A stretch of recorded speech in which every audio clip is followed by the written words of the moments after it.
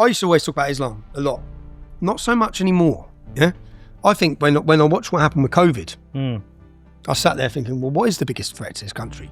Because I always had the biggest threat down as Islam, yeah? And the dangers coming from Islam of what's going to happen in the UK. And then I looked at the way they treated us and the attack on freedom, and then realised actually their element of need for control. They'll attack our freedoms, they'll take our freedoms, they'll take the Muslims' freedoms, yeah? The biggest threat we currently face at the time of watching, because I've watched it all play out with COVID, was the attempt at taking our rights and freedoms, right? Which is what we're witnessing now under Keir Starmer. Yeah. It's the weaponisation of the judiciary. I believe a lot of the problems, and they do it, is due to appeasement of Islam and appeasement of the Islamic community because they're shit terrified of them.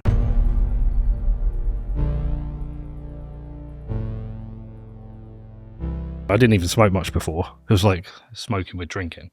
Okay. And then these vapes. No, the vapes. Oh, the vapes. It's terrible. The vapes. Because all the kids, they do them all different colours and all different flavours. It's bad. Unicorn. Yeah. Everyone. Even my daughter discovered. Like, they're all fucking doing it. But it's like... It's a new craze. Because you can do it in bed. And you can do it under your sleeve in an airplane. Yeah, you can get away with smoking. Good to meet you, Tommy. Good to be met. Good result for Luton yesterday.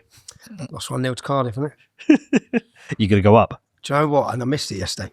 It would have been the first game I should have gone to. Because it's the first time I've been in the country. Do you get to go often? I usually go every game when I'm here. Yeah. So, yeah. Yeah, I love going. And my daughter, my youngest, is 14, is Luton mad. The son don't care. The eldest, not too bothered, because he's 16, she's 18. But my 14-year-old, called her Poppy Luton Lennon. First game I ever went to was Luton. Was it? Yeah, so I grew up a Liverpool fan. Explain that. Just explain that. Well, I'm from Bedford. Yeah, just still, that doesn't get us anywhere closer to why you support Liverpool. Well, it's probably why I bought a football club. No, I support... so when I was a kid... Yep. My great-granddad's uncle's cousin. No, none of that. No. I can't give you any good... I should have been a Blackburn fan. That's who my dad supports. It's a really random story. My brother was an Arsenal fan. First team he ever went to see. But I used to get Arsenal and Liverpool mixed up. My mum took me to the market to buy one of those old bags. Do you know the old footy bags? They were like 2 colours. Okay. Right, anyway, got the wrong one, got a Liverpool one.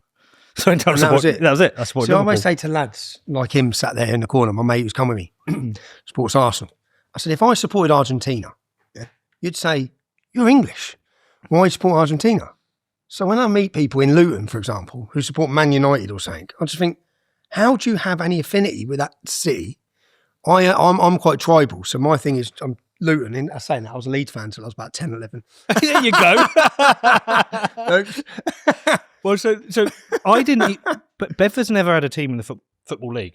Yeah, I do understand clubs that don't have their own club. And a lot of my mates support Luton, but I never felt the connection with it. So, but I did say to my dad when I was a kid, I said I'm going to buy Bedford and get them in Football League, and so that's what we've done. We bought a team. And I heard. I didn't realise it was you. I've heard the word going around. Bedford are the richest club now.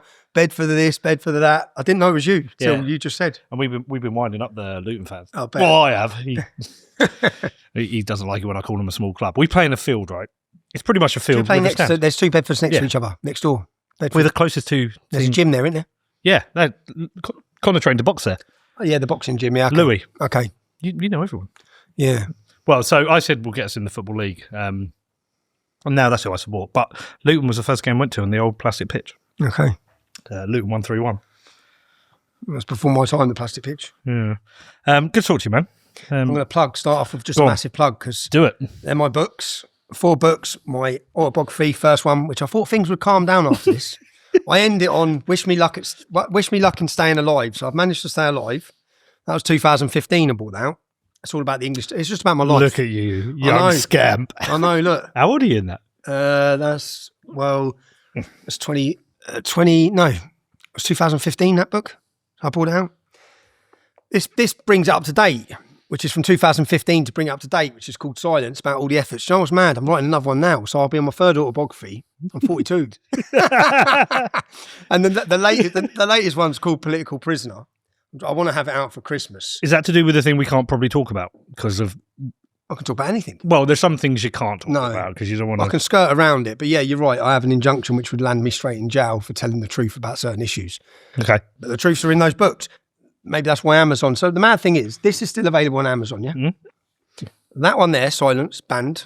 Muhammad's Quran, which is literally, this is the Quran. Yeah, it's not, I haven't adapted it. I put the Quran in chronological order and I put historical references by all world leaders into talking about Islam, because what's happened now is people change. They talk about this interpretation of Islam. Whereas historically, and you know the phrase Islam's religion of peace, that was never said before George W. Bush. I mean, I challenge anyone, go and find anyone stating Islam is a religion of peace. Once George W. Bush said it after September 11th, that lie has just been pushed around the world. It's a bit like, so yeah, and that puts the Quran in chronological order. Is that banned? That's banned from Amazon. You can buy Hitler's book, Mein Kampf, in 20 languages. Yeah? You can't buy my autobiography. You can't buy Muhammad's Quran. And I don't understand why they've banned this, because this is simply, they should ban all the Qurans if they're banning this, because this is just the Quran. But you shouldn't ban books. I don't think you should ban any books, no. I think you should be able to read them, dissect them, have a look at them. There's nothing hatred in these, and this is Manifesto, which is the latest one. But all of them books went to #1 bestseller before they were banned. Free speech, real democracy, peaceful disobedience. That's it. And look at the quote on here from Boris Johnson. Yeah.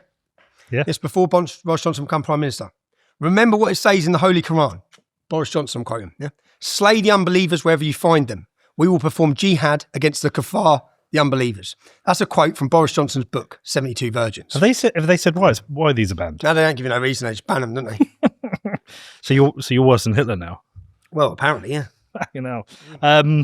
All right, listen. There's and you can get them at trbooks.co.uk. That was my plug. Plug it all. We'll put it in the show notes. trbooks.co.uk. So there's a bunch of people who are going to see. I've done an interview with you, right? And there's a group who are going to love it because they love you. They think they love what you stand for. They love everything you're doing. And there's a group of people just going to hate the fact that I'm even sat in the room with you. They're like, why would you associate with them? Why would you give them a platform? And they won't give the interview a chance. They'll actually hold it. I say they'll hold it against me. Oh, Tom, Connor, you won't. The mad thing is, if they actually just listen, if they actually just give it a bit of time to listen, they'll think, okay, he's right about everything. So let me show you this. You should read this. So you know I'm doing that private security in Bedford. Yep. There's one guy who's got his knickers in a twist, right? Posted this on Facebook yesterday. He's been scouring through. You only need to read it up to point 1. Read it out so people hear. To whoever has the authority to question Mr. Peter McCormack's private security patrols on the streets of Bedford, could you please ask him why he applied to visit Tommy Robinson in prison? To elaborate, how would he know that? Well, so when they said no. Oh, so that's the only bit you need. Okay, but he's to elaborate on the following exchange. Okay, is someone caught in Tommy Robinson in prison advocating more guns on the street and not challenging thinly veiled racism, the kind of person you want leading? See what you're really. I'm walking into it now. Is he a Christian terrorist? Why do I know that name? Don't know. Seems a lot of people are napping. You're walking into it because the minute you step into this arena, you're going to face it from all angles. You're going to come under attack. You're going to have your reputation, your name slandered. As I said, you're going to be demonised at every angle because you're trying to do something good for Bedford. Well, I've definitely been a shit to you. You might not know. No, I'm aware. You're aware. Yeah, so you used to slag me off. I used to slag you off. I did. I used to because I saw what the media said and just thought, no, that's not my kind of guy. That's not my shit. So I used to slag you off.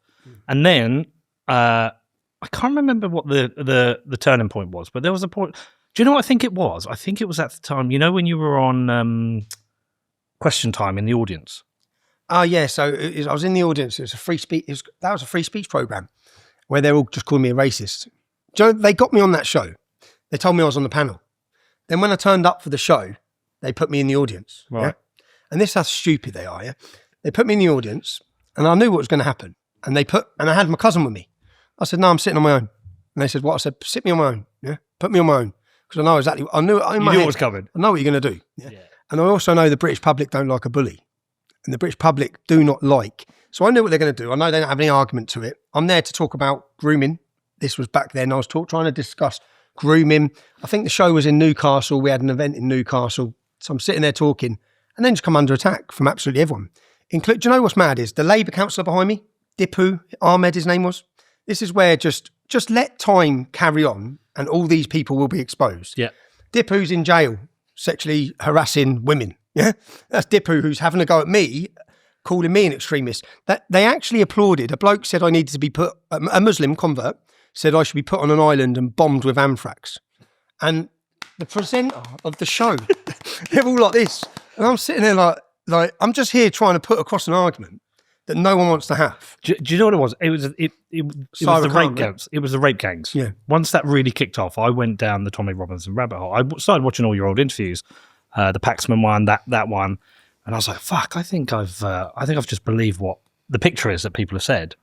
And rather than well, they're about to build that picture of you now, Pete. Well, yeah. So yeah. I mean, look. Firstly, I didn't delete my tweets because I think it's important to leave what you said there. Yep. And so, go on. What did you say? Tell me. I don't know. God, Come on, pick them up. Oh God. Let's have a look. Fuck. It better not be about the height. No, it's not that. I probably just said, "Oh, he's a racist little prick. He doesn't represent England." I was like, "Fuck!" And I was like, "I've got it wrong." And now they're coming after me. I was like, "I think I get it now." So yeah, look, firstly, sorry, I was a dick with that. You don't need to apologise. But the only I say to most people, even who approach me in the street, even the most recent incident at St Pancras, yeah, I don't blame him, because if I read the media and I believed the media, I'd hate me. When I had the English Defence League, you see, if I'd have listened to them, I'd be out on the street against the English Defence League. Coming into my city, I think, no, these racists, these Nazis, because that's what the media told everyone. Yeah. And if you buy that media, because I had it, the trigonometry lads. Yeah. He said the same. He goes, I just believed what they said about you. I just believed it all. Till I went down the rabbit hole myself. I think the Trig guys made a really good point, though. I thought, actually, they nailed it. They said, you haven't been saying much different from Douglas Murray. Yep. But you're working class, and Douglas is some, articulate, well-educated. Most articulate, I think, in the country. Yeah, and but you've been saying the same thing. But Douglas gets a pass with a lot of people where you didn't. It's just a class issue. Yeah. It's a class issue. No, I agree. Have you found any? You found any? You'll find them. It'd be fucking well embarrassing. No, come on. Get them up on screen. Oh, has he found one? You found one? Oh, God. Oh, you're getting up on here? Yeah, here we go. Right. Here is the guy. And here is the guy who paid for the banner of English Defence League founder Tom Robinson. What a surprise. Jake Keppel. That's not too bad. And no, and Jake's a great lad on the left. I've probably said and worse. And look, you put someone up that I'm taller than there. I've probably said way worse than that. He'll find more. I remember. You must have done an interview because someone sent me a link. This is going back years. Yeah. I just knew you were the Bitcoin guy from Bedford. Yeah. Which is near where I am anyway. Yeah. Someone must have asked you saying, I don't know, what's that pretty girl who was always doing was it the pretty girl who moved to America? Who was always talking about Bitcoin. Oh, Layla Highburn. Was you on with her once? No, I fell out with her because she's full of shit, firstly. She said, she wrote something about London, right? Yep. And she says, my hometown. She's not from London. She's from Watford, right?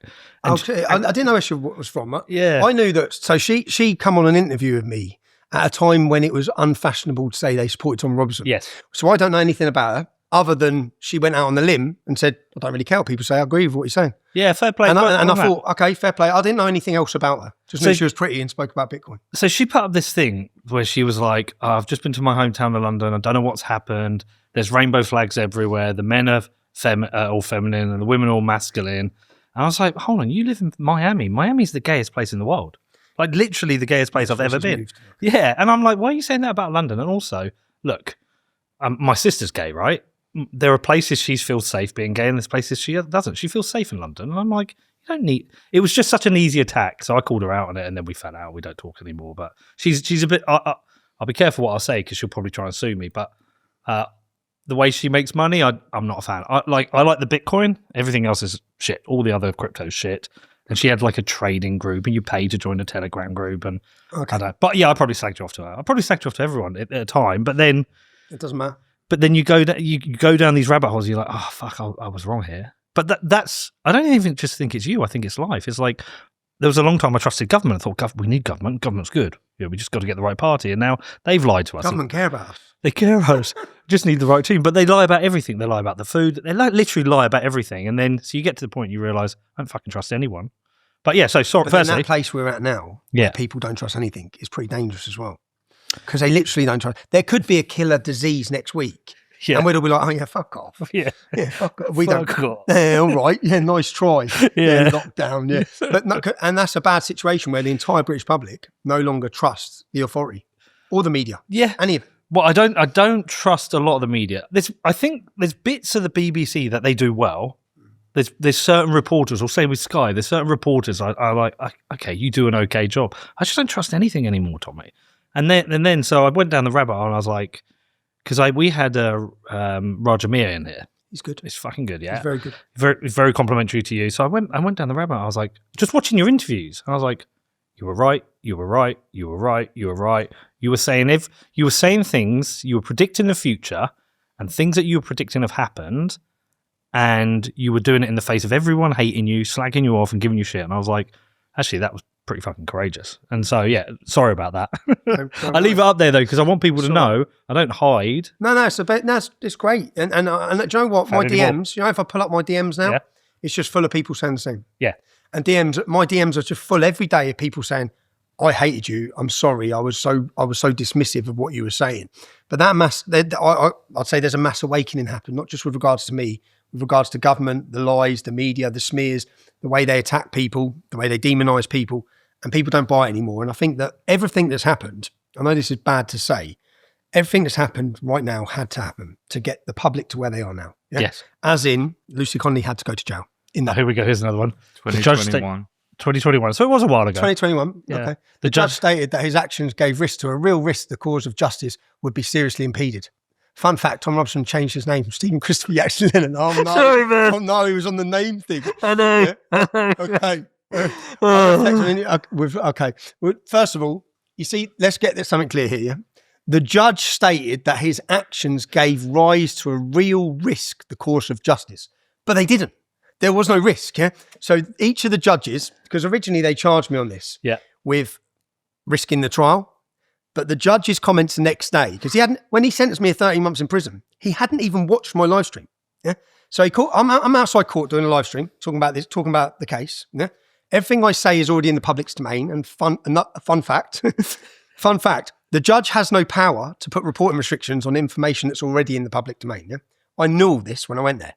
So as I'm reporting, he pulls me outside from outside court, sentenced me to 13 months in prison without watching the video. Yeah.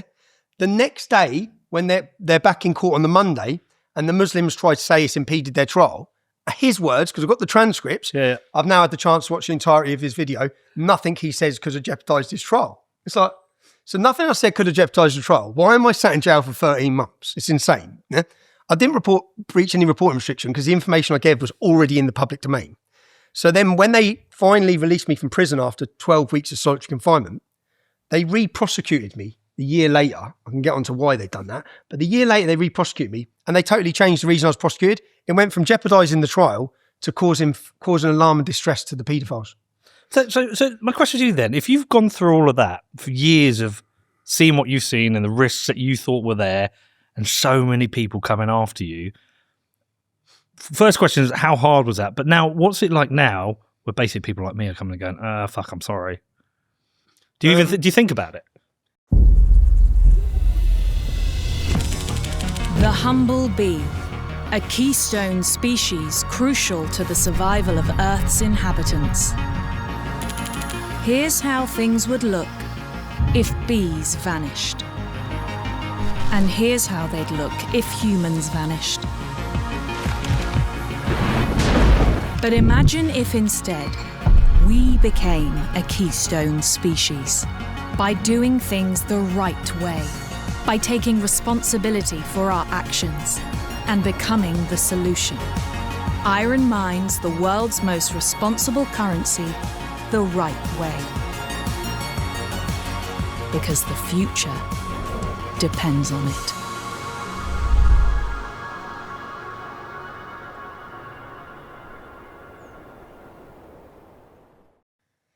No. Do you know what? I think about, you all know my story. Everyone knows my story. Do you know how many people there probably are like me? Do you know everyone knows Lucy Connolly's story? Do we know the name of the other 50 people that were unlawfully put in prison, that have been beaten up in prison, attacked in prison? So you don't know their stories. So people know my story. And how hard was it when I faced the full onslaught of attack? Not very hard when you're meeting young girls who have been kidnapped and tortured and raped. Not very hard when you're meeting their mums, their dads, their brothers, their sisters. Yeah. So when you're looking at what they're going through, and it's always a way you think you've got a hard life until you look at someone else's. So when I was surrounding myself for years, traveling the country, meeting people who are facing real problems, me getting the odd punch on my nose or people calling me a few nasty names was nothing really in comparison. I sit and think, I can sit there sometimes and try and start feeling sorry for myself. But now I just have to look at the equivalents. Like, it's nothing, really. Yeah.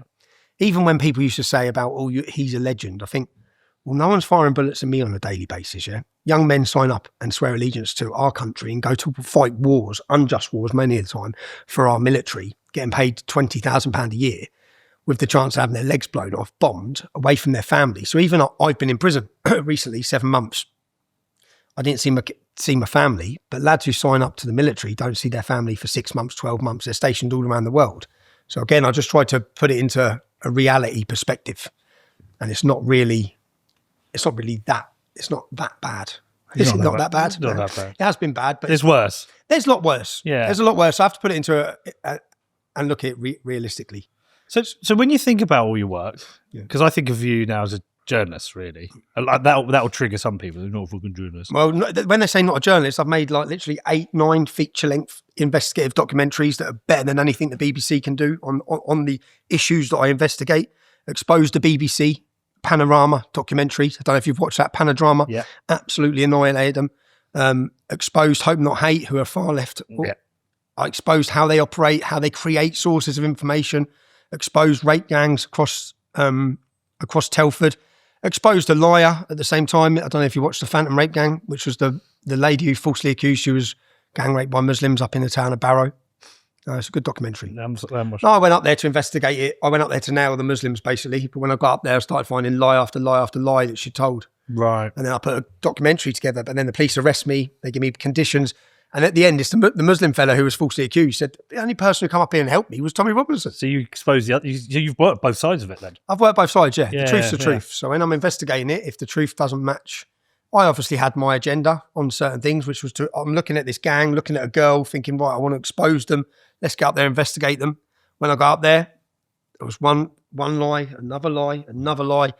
I thought, well, if there's only this girl making the accusations against these men, and it's just her, and there's no one else that can corroborate what she's saying, then these men cannot be tried by public opinion, because I've been tried by public opinion too many times. Yeah. So when I went to the Muslim man's house, I met the family. I was waiting. They own ice cream vans. And I was waiting, and then the woman just said, what the fuck are you doing here? That was his wife. I just said, I just want to ask a few questions.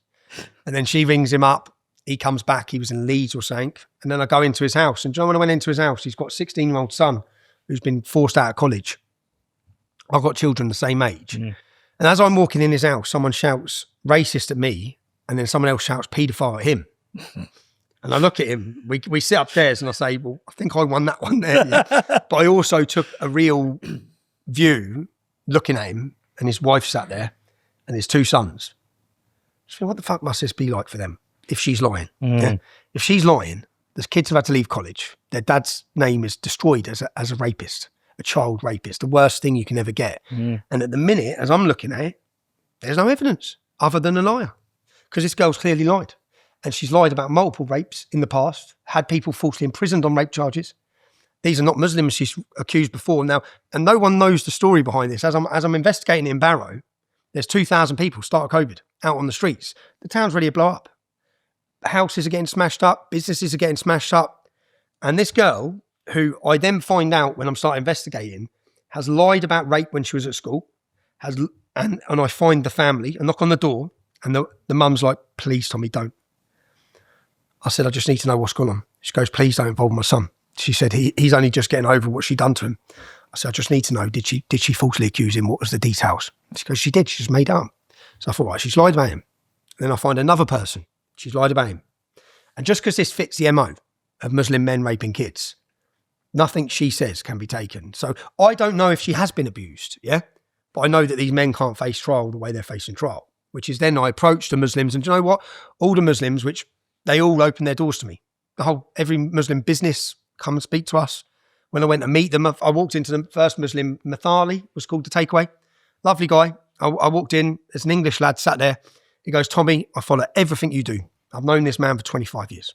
He ain't no child groomer. I said, all right, so I'm just here to ask you questions, because there were questions that hadn't been answered, which were making it look pretty negative for some of these businesses. And then I just asked the questions that the local journalists should have been asking, but they weren't. So then I done that story, and the police arrested me, prevented me. The police put a condition I weren't allowed to talk about grooming, weren't allowed to. So the only person in that position at the time, because no one believed the media or the police, I could have cleared his name. And the Muslim bloke's like, please tell everyone that she's lying. Has she been prosecuted? Yeah, she got like 8 years. She just got out of jail, I think, now. It's being called a racist all the time. One of the most frustrating things you have to deal with. Do you know, it doesn't bear any weight. Do you know, for me in Luton, I'm from Luton, yeah? Yeah, I know Luton well. Most of my friends are not white. So for us, when I started Things Defence League, everyone's calling me a racist. We just thought it was hilarious. Well, it didn't matter because all the blacks in Luton know I'm not a racist because they all know me pretty well. Yeah. So the black community know me really well. The Muslim community knew me well. I was growing up. I was a character in the town as a youngster, I guess. Yeah. I knew everyone, so I was well known in the town. So all these attacks of racism, and I've had so many circumstances where I've been in Luton, and there's a university. And there's 2 students, and one, which one I'm leading the Defence League, one lad went, I put his hand up. I went to shake his mate's hand. He said, I'm not shaking your hand. I said, oh, yeah, why is that? He said, you're a racist. So I got my phone out. I rang Nasser, who's a Pakistani. I said, all right, Nasser, where's your family from back home, bruv? And he goes, and he says, Kashmir, blah. So I go, all right. I ring up another lad who I grew up with, called Imran. I said, Imran, where's your family from in Afghanistan? Where's the local area? And I'm going through these questions, ringing multiple Muslims. I said, you ring your Muslim mates. And he's went, I said, you ain't got any Muslim mates, have you? I said, here you are judging me. You're exclusively white group of friends, no? I'm the racist. I said, you have no idea what you're talking about. So one of the issues I talk about, I've had this so many times. You know Hitchin? Yeah, I know Hitchin. I had this incident in Hitchin. I mean, I'm out with my mate, 2 girls, our wives. What I don't realise is a fella called Bob, remember this geezer? A fella called Bob has gone and put, anyone who wants to beat up Tommy Robinson, he's in this pub, yeah? I don't know he's done this. He's done a big status on Facebook. Like I'm walking out of the pub at the end of the night, 6 lads waiting, but 6 students, yeah, or 6 geeks, really. Giddy little lads. But they've tried to have a go at me. Yeah, I end up getting a blood clot here. So I did have a blood clot. There were 6 of them, yeah, but I had a blood clot. I've gone away the next day. I've gone home. I've gone to the hospital, and then I found this Facebook post by this Bob Dyer. And it's been shared in the Hitchin community group. So all the businesses are in one group. Yeah. And they've all put, Tom Robinson, the racist, was causing trouble in our town last night. He's barred. I'm looking at all these businesses saying I'm barred. I'm thinking, I went out with my missus last night and was attacked. I didn't do anything wrong. Yeah. So I've gone to the businesses. Excuse me, why am I barred? Yeah. I was out here minding my own business. And I've gone and found Bob, this fellow who wrote this statement. And I've knocked on his door. He lives in Letchworth. I've gone my own, knocked on the door. His sister answers, what the fuck are you doing here? I said, I'm here to speak to Bob, tell him to come outside. She slams the door shut, so I'm shouting through the letterbox saying, Bob, come outside. You thought it was a great idea last night. Come outside your house, mate. And then I put my number through there. He won't come out. And then by the time I get home, I see he deleted his Facebook, he deleted all his social media, was going ping, ping, just deleting everything. Like, he's shit, yeah? So I put out a statement on mine with a picture of him saying, Bob, problem's not going away. I'm going to come back round your house, yeah? You got me attacked, we need to talk. He messages, sorry, Tommy. It was a drunk tongue-in-cheek moment. I apologise. I said, not good enough, Bob. That's not tongue-in-cheek. No, I said, you need to meet me. So, I said, tomorrow, Cafe Rouge, which is in Hitchin Town Centre. I don't know if it's still there. Cafe Rouge tomorrow, 12 o'clock. So I walk into Cafe Rouge. Bob sat there with his 2 little juice heads. I walked in, I said, Bob outside, and the white lad goes, you can talk in here. I said, shut the fuck up, man. I said, if I wanted to get him, I'd already got him. I said, Bob, come outside, or the problem's not going to end here. Just come outside. So he comes walking outside. My mate's waiting for the camera. And my mate comes over to the camera and says, why should he be beaten up? And he's just like, and this is the problem with any of the, he's like, oh, what? I said, explain to the camera why I should be violently attacked, because I was the other night. You encouraged it. I was with my wife. I got jumped by 6 people. And he said, I'm sorry, you shouldn't. I said, do you realise it's not a computer game now, Bob? Because you think this is a real life. I've got a real life, yeah? So he goes on, and I said, right, Bob, what I'm going to do now, because I talked to him for about an hour, and he was all right, he was sound. He apologises. I say, John, I'm going to delete every image of you. I'm not going to share this video I've made here. I was only making in case you was an idiot, yeah? I'm not going to share this video. I'm going to delete it all. So I go ahead, I delete everything, shake his hand. He was pro-open borders. We didn't agree on anything, but he was all right, yeah? I leave. I then find the kid that jumped me. So I go to his house, knock on his mum's door. He's away at university. So I knock on his mum's door. I said, your son here. She rings him up and he's like, Mum, ring the police, ring the police. I'm saying, don't ring the police. Yeah. I'm saying, do not ring the police. Not good for him. It's not going to be good for him. Yeah? Don't ring the police. She rings the police. I leave. Police are coming. I leave. Then the police contact me. They say, Tommy, now looking at what's happened, can you come down and see us? So I go to Hitchin Police Station. They goes, with what's happened, we would have thought you're going to that house to intimidate the family. But we spoke to Bob. Yeah. I said, Bob. And they said, yeah, you went to his house. I said, when did you speak to him? And he goes, well, he spoke really highly of you. He said you were right. And you didn't intimidate him at all. I said, hold on a minute. So you went to Bob's? They said, yeah. I said, because you saw me do the post. So you know that Bob incited violence against me. But you didn't go there to do anything against that. You went to see if I caused the problem.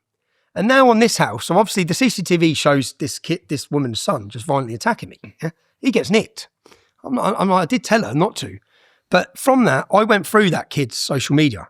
He went to a beautiful little school in Hitchin. The nearest mosque to his home is in my town. He doesn't have one single non-white friend. So this is 6 white children coming outside a club to attack me, who believe I'm a racist, who have absolutely no experience of growing up in a multicultural, diverse community. So that's the problem with most of them.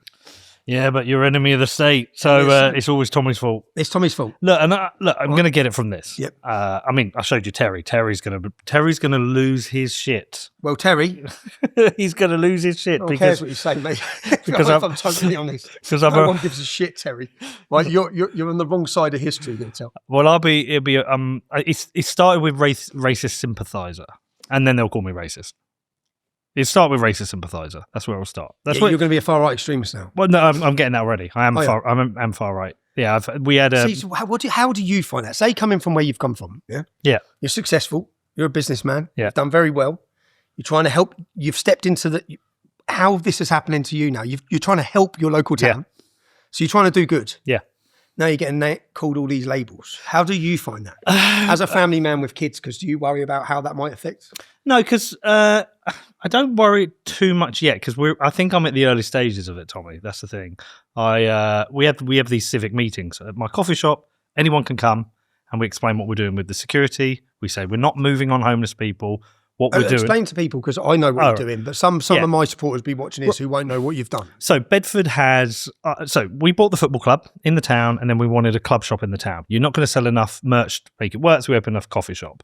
And I used to work in America making the podcast, and so I've come back, and I used to sit in the window of the coffee shop every day, and every morning you would see them come out like rats. It's going to sound terrible, but the libs are going to lose their shit because I've even said that, but they scuttle around.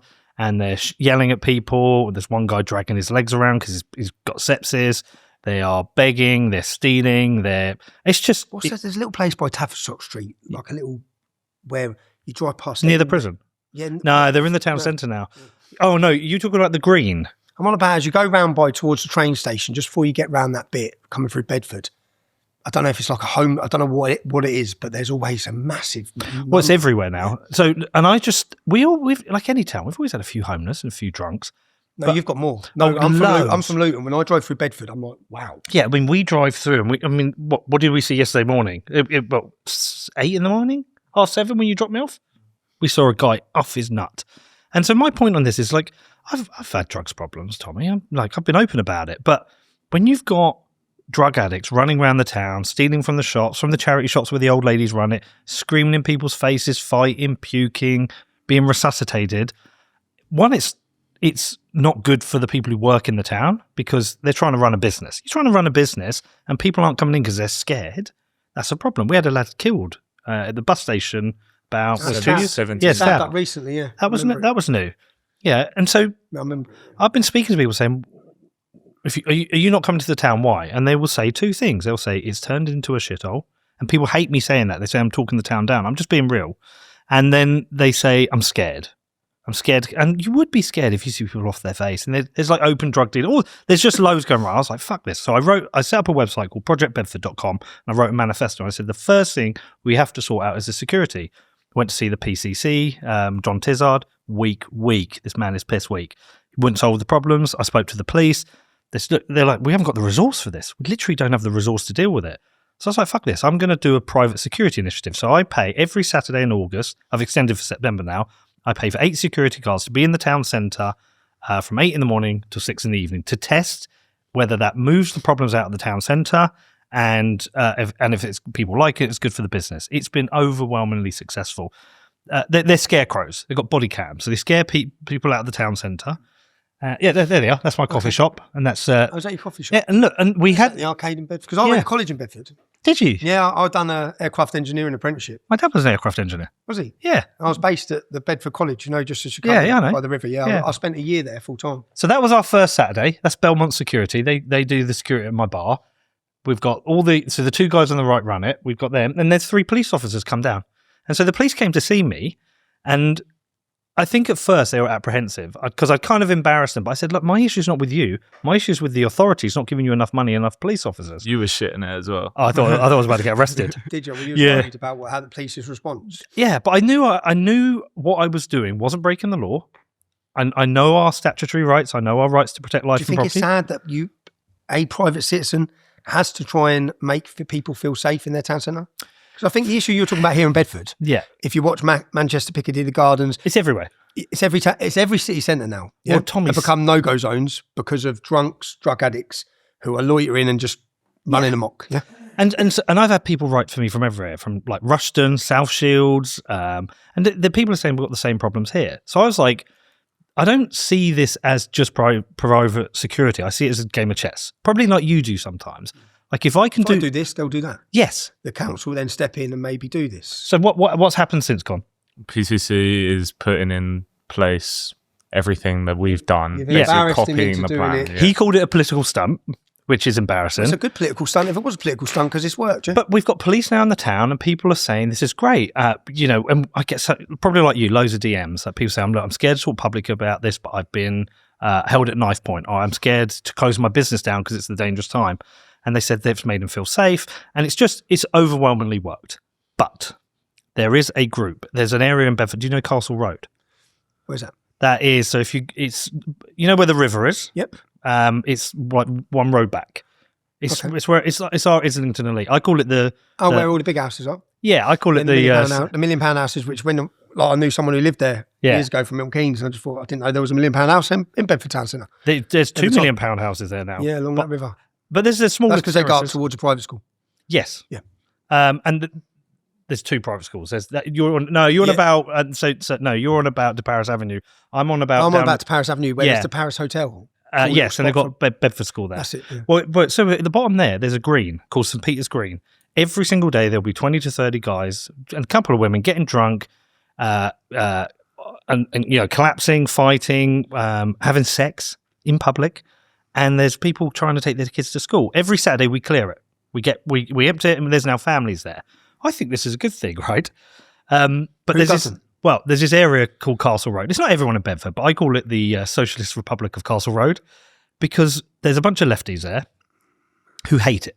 And they hate it for a variety of reasons. They hate private security. They're like, well, policing should be done by the police. And I'm like, no, I agree. I don't want to spend this money. It's costing me fucking 10 grand a month.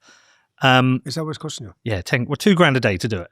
And they hate it for that. And then they also say things like, well, where are these people meant to go to? I'm like, I don't care. I just don't want them in the town centre. That's because I think of the town as a body, right? The town centre's the heart. If the heart goes, the town's dead. Yeah, if no one's going to town spending money, same as it's fucked, yeah. And if you're running a business, you deserve to be able to make money. You don't deserve to have crackheads coming into your shop and nicking stuff. And everyone now goes Kempston Interchange Retail Park. That's where I grew up, Kempston. Well, everyone's going the retail park instead. But we're turning it around. But they hate it. They just hate it. They just hate it because it's private security. They hate it because it's not run by the government. They hate it because they think I'm far. I think the main thing is. They think you're far right. They think I'm far right. End up being far right. They think so originally it was like, well, this is just a campaign to be mayor. I did look into being mayor, and I don't want to do the job because you can't do it well. Then they're like, well, you're going to be an MP. You're going to be a Reform MP. I was like, I'm not. But by the way, Reform are a legitimate party. You might like them, dislike them. I don't care. But they're a legitimate party. But I don't want to do that. It's genuinely philanthropy. I'm just trying to help the town. And I think they can't understand that somebody wants to spend money, and then they're like, oh, you're just a rich guy, trying to take over the town, and so now they're scouring my social media. How can anyone have negatives coming from this? I'll just look at the town centre because anyone who lives in Bedford sees the problem. Yeah, it's so obvious, right? It's massive for people who don't know Bedford. It's massive. You just drive aroed by that train station area. It's just insane. Yeah, it's the amount of drug abuse as you go from the town centre. What's that Mexican in Bedford town centre? Used to have the van. I don't. That's the best, man. I used to drive over there for that. What's it? I don't know. It's next to the bus station now. Where the bus station is, it's back's on there. I don't think opposite it's there. Subway. Yeah, it's there. Is it still there? It's got to be there. I don't know. It was the best. It had like a van, and you used to have to queue for ages to get it from the van, which was in the town centre. So Andreas is the kebabs is the famous one that does the good pizza. No, I don't know. You don't know. No. But anyway, look. But what they're doing in that, they're scouring my social media. So they found a photo of me with Nigel Farage. They put that up. They found my application to go see you in prison. For this picture, yeah. Put this one up. Yeah. They found my application to go and see you in prison. And this guy is like, well, why did you want to go and see Tommy? Well, I was like, well, I'm grooming, if I remember right.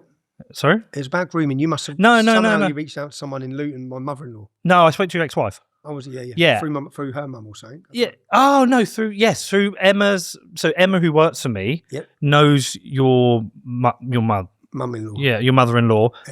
Ex-mother-in-law. She connected. I spoke to your ex-wife. I wanted to go. That was a point where I'd realised, like, I actually need to talk to Tommy, not believe what everyone said. I wanted to go and see you. Firstly, find out what's happening in prison, if you're being treated correctly, which we're probably not, and then just know for myself. It wasn't for an interview. It was just to come and see you. Obviously, I got rejected. Yeah, here's my letter. This is... And what reason are they giving this? Let's see. I love this. Based on security... Thank you for your request to book a visit, Mr. Jackson Lennon. Based on security information indicating your visit may be used for journalistic purposes. Okay. That is my purpose. Yeah. It's like, why would you ban a journalist from going to see someone? They banned all of them, didn't they? But we should have free and open. They banned everyone until Nicola Marfleet left the prison, which was the #1 governor. Right. She left the prison, so she made so many lies about my case, yeah? In court. In her statement. I've got a statement which is just littered with lies. I can prove that are lies. She leaves, doubles her wage, gets a job for the IPCC. The new governor takes over, undoes everything she'd done. What? So new governor sat me down, anyone can visit you, okay? This has not been on my watch. You want your visitors, they can come in, you'll have this, you'll have that, sat me down, basically give me back my rights. I said, okay. So what was it all about? It's obviously about Nicola Marfleet. Well, so banning me for journalistic reasons, I think, is fucking terrible, because that's the good reason to go. A journalist should have access to prisoners. You should be find out how they're being treated, find out the details of what you're being prosecuted for, what you're being charged for. Like, I think as a journalist, it's a good reason to go. But that guy's Terry, he's going to be watching this, by the way. Hi, Terry. He thinks just for the fact I want to see you that You're a far-right racist. I'm a far-right racist. I'm definitely a conservative on a number of issues. I'm also quite liberal on some issues. But it's that camp, you're far right. You're far right. That doesn't carry any weight anymore. No one cares. No one cares anymore. No one cares. Luckily, that was 5-10 years ago, even 2 years ago. The way things have progressed now, it doesn't carry any weight. I don't worry anymore about any accusations, racism, extremism, because I don't have to even make a comment because the public jumped to defence on it. It's not, racist, extremist, far right. Do you know what? They're calling middle-aged mums far right because they're worried about their daughters. Everyone's now called far right. Did you ever read that article that Constantine wrote? It's like, so I'm far right now. Yeah. Oh, because he's now far right. Yeah, he said if these are the things I believe in, so what? Okay, I'm far right. I accept it. I am far right. But I think all these. It was quite interesting to watch his progression. Yeah. Because I've watched lots of people's change. I say change, and when I sat down with them, I think, well, I haven't changed. I'm still saying the same as what I said. The public have shifted and changed. His obviously come after October 7th. Because after October 7th, of what happened in Israel, I think a lot of Jews in the UK who were always jumping to the defence of Islam and the Islamic community realised that the same groups that they were jumping to the defence of are now marching, calling for the obliteration and annihilation of Israel. And they're the groups that they're aligned with, unfortunately, for many years. It's like, we tried to tell you, tried to warn you. He's smart. Constantine's very smart. He's very smart. It's a great podcast. Yeah. We've done great numbers on it. Yeah, he's and again, the comments on that, for me, it's very, even my Oxford Union, I go back to my Oxford Union debate, the comments under that were all people saying, I feel outraged. I was told this man was this. I was told he was a Nazi. I was told, again. Were you nervous for that Oxford Union one? I'll share myself. It's a tough one. Do you know what the Oxford Union was? It was the first time. I'd led the English Defence League since 2009. This was 2014. This was my first chance since leading, because I didn't used to do long form discussions or anything. Yeah. I was just doing little 2-minute sound bites on the media where they're attacking me. Yeah, this was my first chance to say, well, here's who I am, and here's what Luton's like, and here's what it's like where I grew up. Yeah. So it was my opportunity to tell my story for the first time I'd had since forming the EDL. And I walked into Oxford University, hated by the crowd, I was getting called a fascist and extremist, and no one would greet me. You're meant to have a 3-course meal at those events. I didn't get invited to that. No one shook my hand. I walked in, I stood up, gave my presentation, and at the end of it, all those people were shaking my hand. So, and taking photos. Whereas, so the change in the room, it totally changed. But it totally changed because they were able to hear rather than be told who I was. Yeah. And even that there was a Pakistani girl who invited me. The girl who's, if you watch when I'm giving my presentation, she's behind me. She comes from she told me there's a massive liberal movement in Pakistan that I didn't know about within the youth, yeah? She said that when she came to the UK, she went to Manchester, the Muslim community. She said she had to run out. She said because all she got was comments about not wearing a hijab by the Muslims. I said, we don't come to Luton, love, because literally the 5-year-olds are in hijabs. So, but she said, and I never knew any of this, Tommy. She was like, I can't believe what I've just listened to, because this is like, she shares the same concerns. Being a liberal from Pakistan, she shares the same concerns that I'm commenting on what's happening with Islam in the UK. Well, it feels like everyth's coming towards what you've been saying. Like that Overton window shift they're talking about is coming towards what you've been saying. The thing I wanted to know is, what's the end goal for you here? When you think about all of this, is there an end goal you get reach and you go, we've won. We've achieved what I wanted to achieve. Do you know the end goal? I'd say to look where we are now compared to where we've come from for 15 years. For 15 years we've been attacked. For 15 years we've been demonised. 15 years we've been slandered. We're now at a critical point where the masses are realising, hold on. Right? And we've been crying out for that. So I used to say, when we used to go on the streets with the English Defence League, this is a cry for help. You should be listening. Yeah. And as I used to watch as church leaders would align themselves, we'd go to a city, the Muslim leaders and the church leaders would align themselves in protest against us. Now, this is inundated with priests who are requesting, can they speak at our next event? Yeah. Something huge has happened. There's been something huge has happened. So we've got to a position where the public are aware of the scale of the problem. The public are awake to the problem. The problems that used to be aligned to just cities like Luton and towns like Luton, where no one cared because Luton's a shithole and it's Luton's problem, is now in Colchester, it's in Chelmsford, it's in every little town because they've housed 200 migrants in most of the hotels across the country. So people who didn't see the problem, I had this incident, I went to Norway recently, at an event, and there was a woman from North Wales there, and she's a very well-to-do, very well-spoken lady. She hated me for years. They just put a hotel full of migrants at the end of her road and her daughter can't walk the street. She now sees it. So she's like, she now doesn't feel safe. Her daughter doesn't feel safe. Imbies. Yeah. In my backyard. In my backyard. Okay, is that the word for him? So do you know NIMBY? No. So the NIMBYs are not in my backyard. So don't care if it's not my backyard. Yeah, don't care. It's not as in my backyard. Like in Bedford, we'll have it. They don't want they want us to leave the problem alone in the town. They want us to leave the crackheads and the drunks alone. And they want them looked after, just not where they live. The imbies are in my backyards. They've experienced it and they're going, oh, actually, I'm not a fan of this. Actually, my daughter now can't walk to school. My daughter's scared. I can't let my daughter out the way I did let her out, where you should be free to let your daughter out. You should be, but now they're realising, well, this is how we've grown up our whole life in Luton. Yeah? So what you're feeling for this little 2 minutes and this month is how we feel about our kids every day of the week. So I think so many people now, it's impossible not to see it. I also think a massive part of this is given to Elon Musk. If you look at what's happened with me in the last 24 months, since I was giving back my X platform, I remember I was censored from every single social media platform there is in the planet. Yeah, I wasn't just censored, but if you mentioned my name, you were blocked.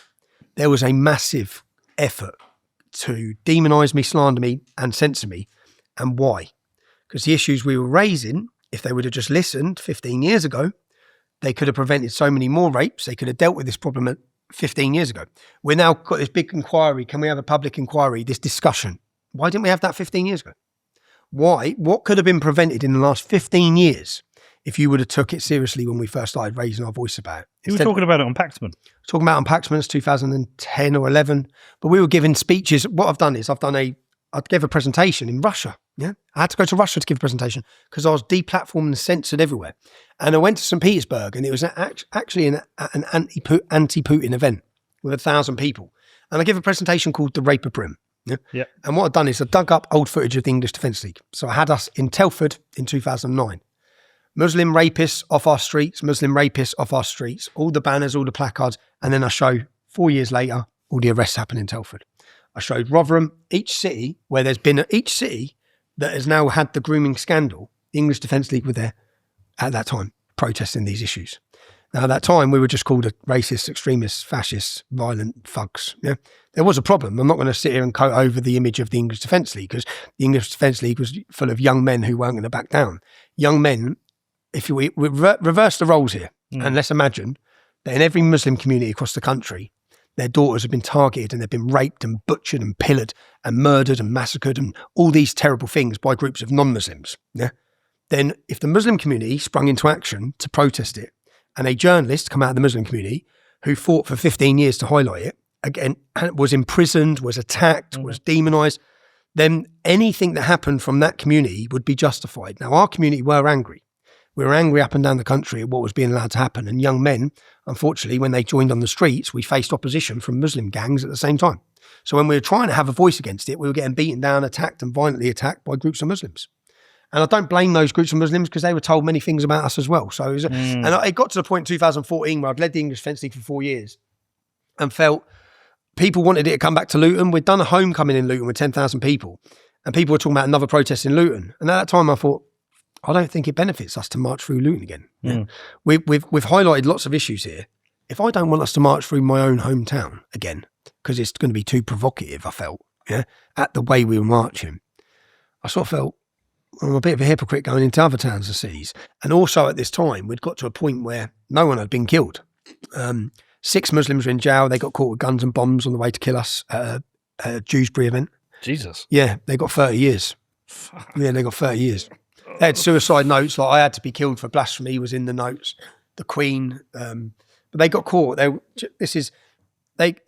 drove up there. They got there 2 hours late. So there's a picture of them walking through where we were two hours before. But they got there 2 hours late. They went to the Tablighi Jamaat Mosque, which is where the 7/7 bombers all went, up in Dewsbury. It's the biggest mosque in Europe. They went there, and then on the way home, they get pulled over with no car insurance. And as the police pull them over with no car insurance, the police don't search the car. They just seize the car, put the car into the compound. They open the compound up 2 days later, find guns, bombs, IEDs, everything. Fuck yeah. Yeah, and the police rang me at the time saying, right, there's been a big incident. What they found is that prior to that, they were trying to track my movements via my mobile phone. So they were trying to track where I was via my mobile phone with people that I believe they had within the phone networks. I don't know. But they had this big investigation. They ended up getting 30 years. And I went to the court case. It was at the Old Bailey. There was 16 or 17 of their big bearded mullahs, friends, in court. And there was me and my cousin on the back row. And I remember thinking, as they were getting sentenced, it was like 30 years, 28 years, thinking, what can I say that's not contempt of court? So I stood up, I said, God save the Queen. That's again said. The whole court erupted. The whole place has just erupted, which I was laughing about because I'm looking at them going, fuck you lot. And then 6 months later, I get sentenced into Woodhill Prison. Yeah. And I'm in Woodhill Prison and I'm going to my legal and I just look across and it's just boom, boom, it's all of them. I'm like, oh, for fuck's sake, probably. I'm in jail with them. Did you talk to him? No, I'm dead. No, I went from that. So I went from that, and then when I was in prison, I'm in my cell and my door opens, and it's a former paratrooper, British paratrooper, and he says, when they come to get you, do not leave this cell. Your life depends on it, son. Do not leave this cell. I'm like, what? He said, don't leave the cell. So then about 2 hours later, he knocks with 2 more officers. He says, you're going on to A-Wing, Tommy. Yeah. I said, I'm not going anywhere. He says, right, if you don't come, if you're refusing, we're going to put you on basic. You're going to face disciplinary. So I said, okay. So they take your TV out and then you face disciplinary to go before the governor. He comes back later and he says, they're giving you this one. They're on A-Wing. They're handing you, and back at this point, this is 2014, there's no CCTV on the wings. I'd be dead. I'd have been killed. Yeah. I'd have been killed. And then the day after that, they put me before the governor and then go for another legal meeting. Have my legal meeting, come back, and there's a waiting room like this, and they open the door to put me in the waiting room, and I get, as soon as I walk in, I see beards, but I saw their faces. They were as shocked as me. They're all looking at each other. Like, the fuck? Tommy Robinson's come in the room. And then the officers have locked the door, so they put me in the room, locked the door. I didn't even sit down. I just stood my back to the wall, knew what was coming, and just bang, I lost my teeth. I got battered, absolutely battered. And then I got shipped out. That was Wood Hill. But they could have killed you that day. They could have, if they'd have known I was coming, I'd be killed because I'd have been plunged. Right. But they only had what might have been 60 seconds, 2 minutes, which felt like 20 minutes of me getting beat up. Then the officers come in, break it up. By that point, I had my teeth smashed in. I was then shipped down to Winchester. But that was Wood Hill. Which is now where they just took me back to this time. So obviously when they told me I was going back to Wood Hill on the prison van, I'm like, oh, I'm dead. Fuck. Here we go again.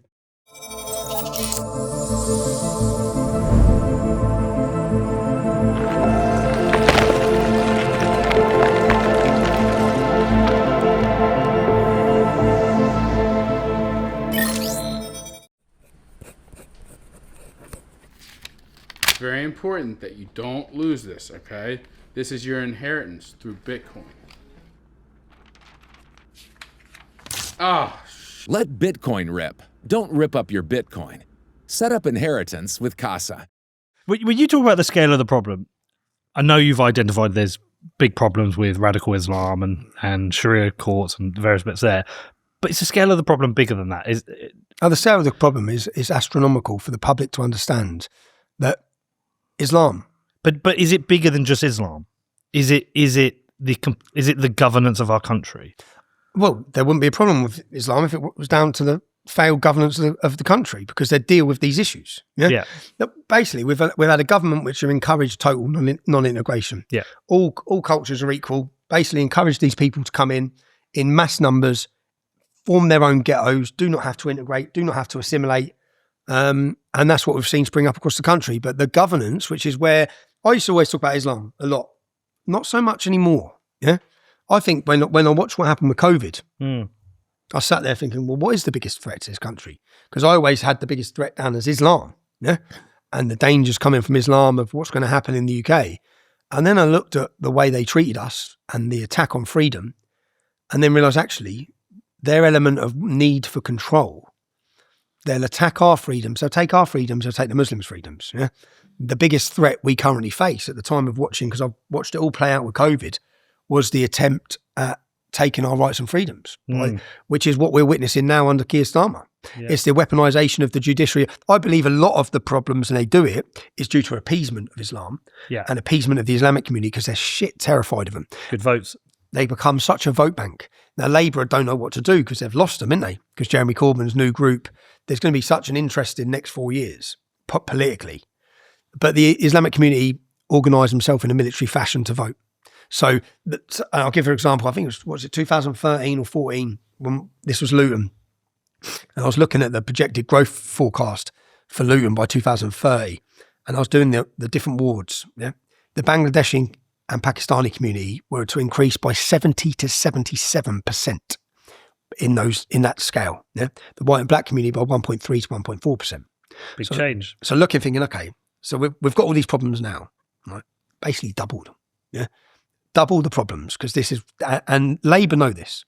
So Labour are looking, they know the demographic change coming in towns and cities. So they're looking, thinking, right, where's the future lie in Luton? Yeah?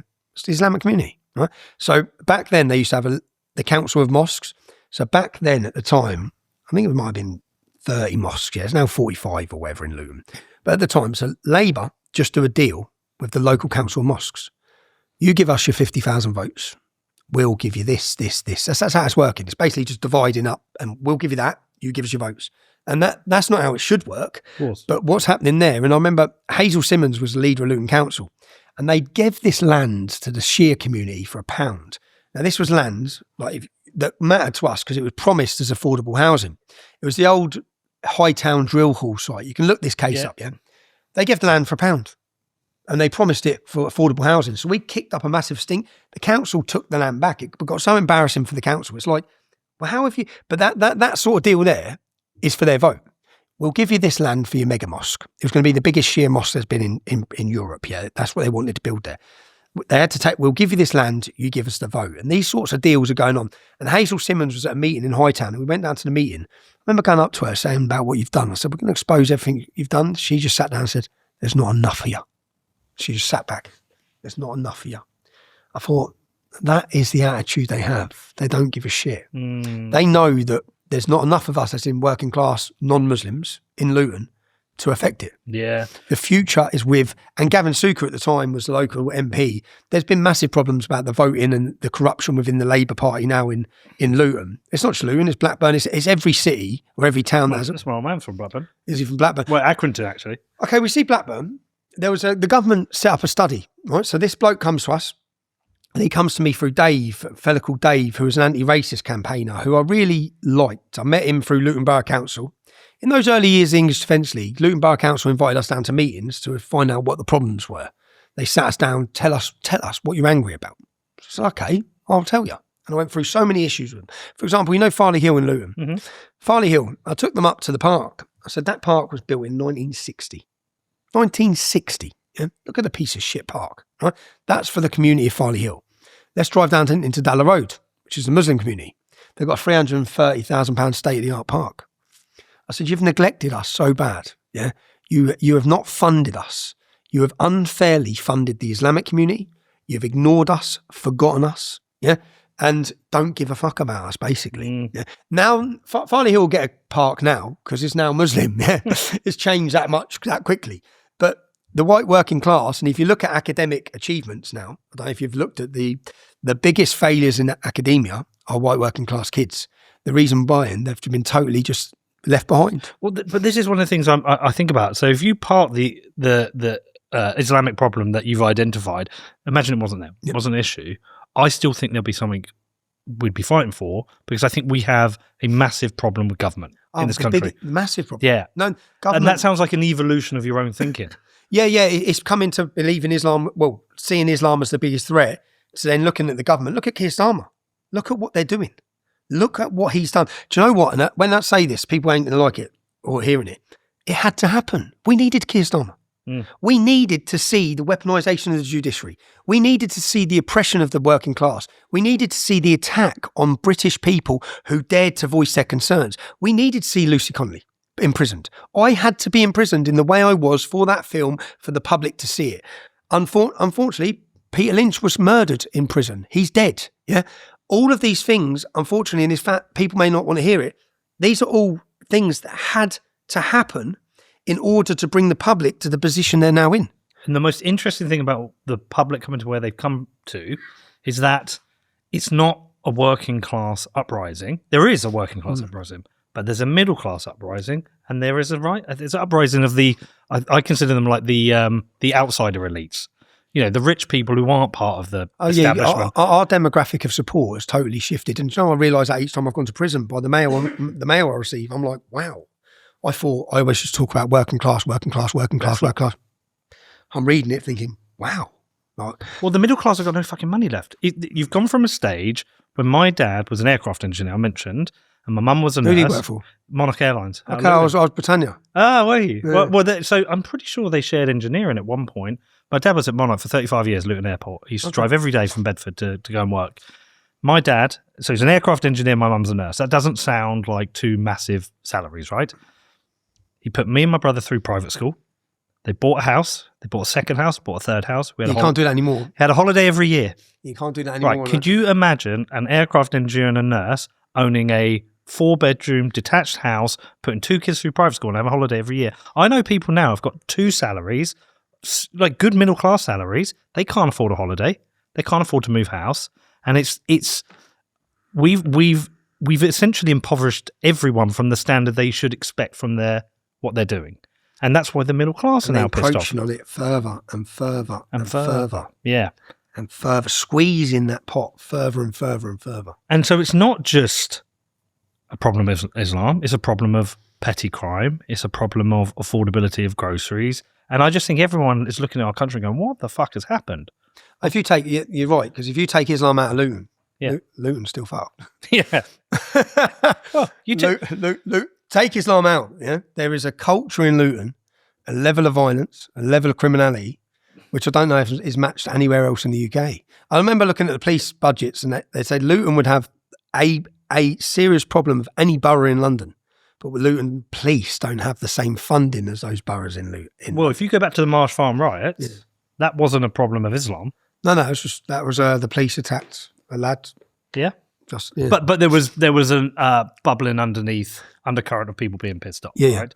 And so you go to Bedford. When I talk about Bedford, there are people in America who watch my show, or people around the country, and they say, well, yeah, it's because you've imported all these Muslims. I'm like, our problem in Bedford isn't Muslims. Our problem is white drug addicts, white alcoholics. That's the biggest problem. But then a lot of that, well, I don't know Bedford. Yeah, go on. Because the heroin in Luton, like there was riots in the estate in Luton, Farley Hill. Yeah. It's going back 20 years. Riots where the Muslims had started bringing in the heroin onto the estate to hook everyone. And they, in fact, I think I spoke about in my Oxford Union address, where my first ever demonstration, 2004 in Luton, where I made leaflets. It basically said, how come the Muslim community are pumping heroin? We know what shops they're doing it from. Heroin in Luton is solely a Muslim drug, pretty much, yeah? Say, like, lots of lads I grew up have turned to crime. They won't be selling heroin. Not in our estates. Yeah? Everyone would turn on them. We'd turn on them, myself. The lads would turn on them themselves.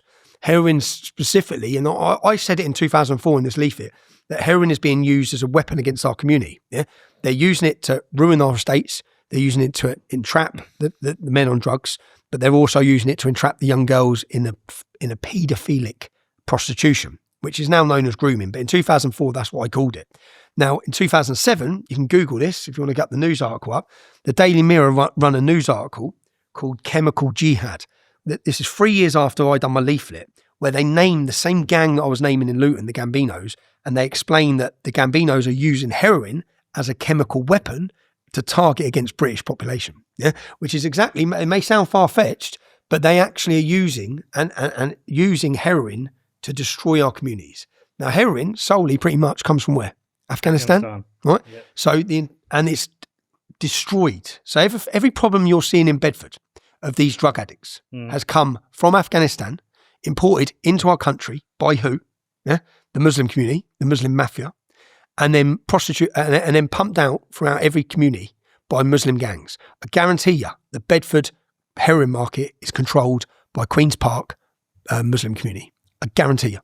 Interesting. I guarantee you. Dig up, put in Bedford heroin convictions. Let's have a look at who the drug dealers are. Tell me. They're all going to be Muslim. Yeah, I mean, it might be something I don't know. They're all going to be Muslim. I'm telling you, it's a Muslim drug. They control it across the whole UK, and it's used as a weapon against our communities. So that's not it's not quite as simple as that. Well, no, because we also have the county lines, we have the crack. So it's crack and heroin is a problem in Bedford, and it comes up. But so going back to that thing, the point I was trying to make though, like the end goal, what is it you want to see? What is it you want to see with this country in terms of what you want to see happen? But where will there come a point where you can go, I can relax now? We've got to where... Because let me give you a layup. Is I think of it is through the lens of just freedom. All of this is downstream from not having freedom. That's how I think about it. I'd say that when British people are put first by our government, as in, I don't really care about Afghanistan or Somalia or Eritrea or Pakistan. Yeah, what I care about is we've just drove past here now and we're pulled up and I've looked. A load of Englishmen laying in tents on the floor, pulled up literally just around the corner from where we've come in. I think, I want to put them first, yeah? I want to put the military first. I want to put the military who are living on the streets first. British children and girls first. So who do I care about? I care about a British 13-year-old child being able to walk down that street, not a hotel full of men, yeah, who are now sexually assaulting, harassing them. So when British people are put first, which is not an incredibly difficult policy, it's exactly what Donald Trump has done in the United States of America. He's ended immigration overnight. He's ended it. Are we supposed to believe that the Royal Navy cannot stop these migrants coming in? The fact is there's no will to stop them, there's no courage to stop them, and there's no want to stop them. Because Labour don't want to stop them. Because their vote. They're bringing them in. But it's not just Labour, because the Conservative Party did exactly the same. For a false economy, to build up this false bullshit economy that they want to pretend is a success by flooding the nation with more populations and more populations. But those populations, as we know, are not working. They will be reliant on the state. But then the state wants people who are relying on it. They don't want successful middle-class people. They don't want us aspiring to be successful, to be able to buy free properties. Yeah, the corporations are the ones meant to be buying the properties. I think BlackRock had just said they're going to spend £1 billion on housing. I don't know if you've seen this. Well, I saw they had a meeting with Keir. Well, they're doing £1 billion of housing in the housing market in the UK. Now, what's Keir Starmer doing? They're going to get them out of the hotels. So they're going to get them out of the hotels and put them where? Into the HMOs. So instead BlackRock. So BlackRock are going to buy a property up across the whole of the UK, and then they're going to house all these migrants that are in hotels. And this is supposed to be some sort of solution. So the solution at the minute is 200 of them in a hotel, where there's going to be 5 or 6 of them in the house next door to you. We've got HMOs all across Bedford now. Yeah, that's all it is by the train station, because I've done the work on a few of them. Yeah. Back in the day, I was doing plumbing. You know where the train station is? Yeah, There's yeah. some big, massive houses there. Straight opposite. They're all built into HMOs. Yeah, so we were doing it back then. It's all the town centre now. Yeah. The properties are above the shops. Yep. A landlord will buy them, they'll convert them into HMO, and then they rent it back to the council emergency housing. And that's bringing all the people from the remand prison when they're put on the street. Because, by the way, with the remand prison, they're meant to send them back to the town they come from. You've got Northampton, Luton, Milton Keynes, people come to the remand prison, they just throw them on the streets of Bedford.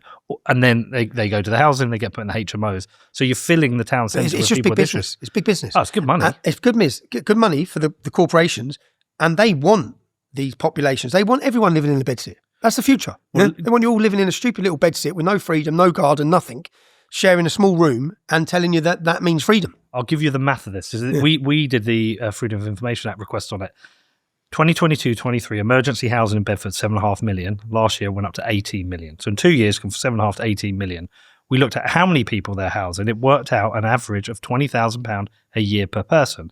Now, if you've got an average of £20,000, what would you expect to be able to rent for that for £20,000 a year? You get something nice. You get something nice. 3-bed mid-terrace, maybe? You're not getting a bedsit. Some of them are. Some of them are getting houses. Yep. But that's the average. And so I'm looking at it going, well, somebody's making off that if that's the average. Because really, yeah, if you're getting a one bedroom in a HMO, it's what, £800 a month? Yep. £700 a month? 700, probably Yeah. 600. So that's £8,500 a year. So if that's the average, who's making on it? And someone's making on it. As I said, Serco are making it. It's all big business. I know. That's why there's no...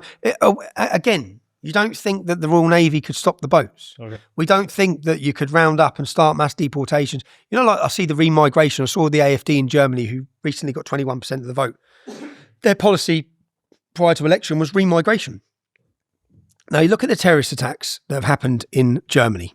All of the attacks, the sexual, the rape rates, even across the whole of Europe. Yeah, you can literally draw a graph. Mass migration just comes rapes. So it's like, what do I care about? I care about British women. I don't really give a shit about the migrants. Yeah, and I don't believe that it's our problem. It's not our problem. So, and if we want to help them, we'll help them in a country that's culturally similar to them. Why are Saudi not taking any in? Why are none of these Qataris taking any in? Why are Egypt not? Why are none of these Islam, like the whole Palestinian issue? I think, well, Egypt's got a wall twice as big as Trump, any wall Trump wants to build, stopping the Palestinians. No Islamic nation in the world will take in any Palestinians, yet we've got all these Labour politicians saying they need to be welcomed here. Well, I don't believe any of them need to be welcomed here.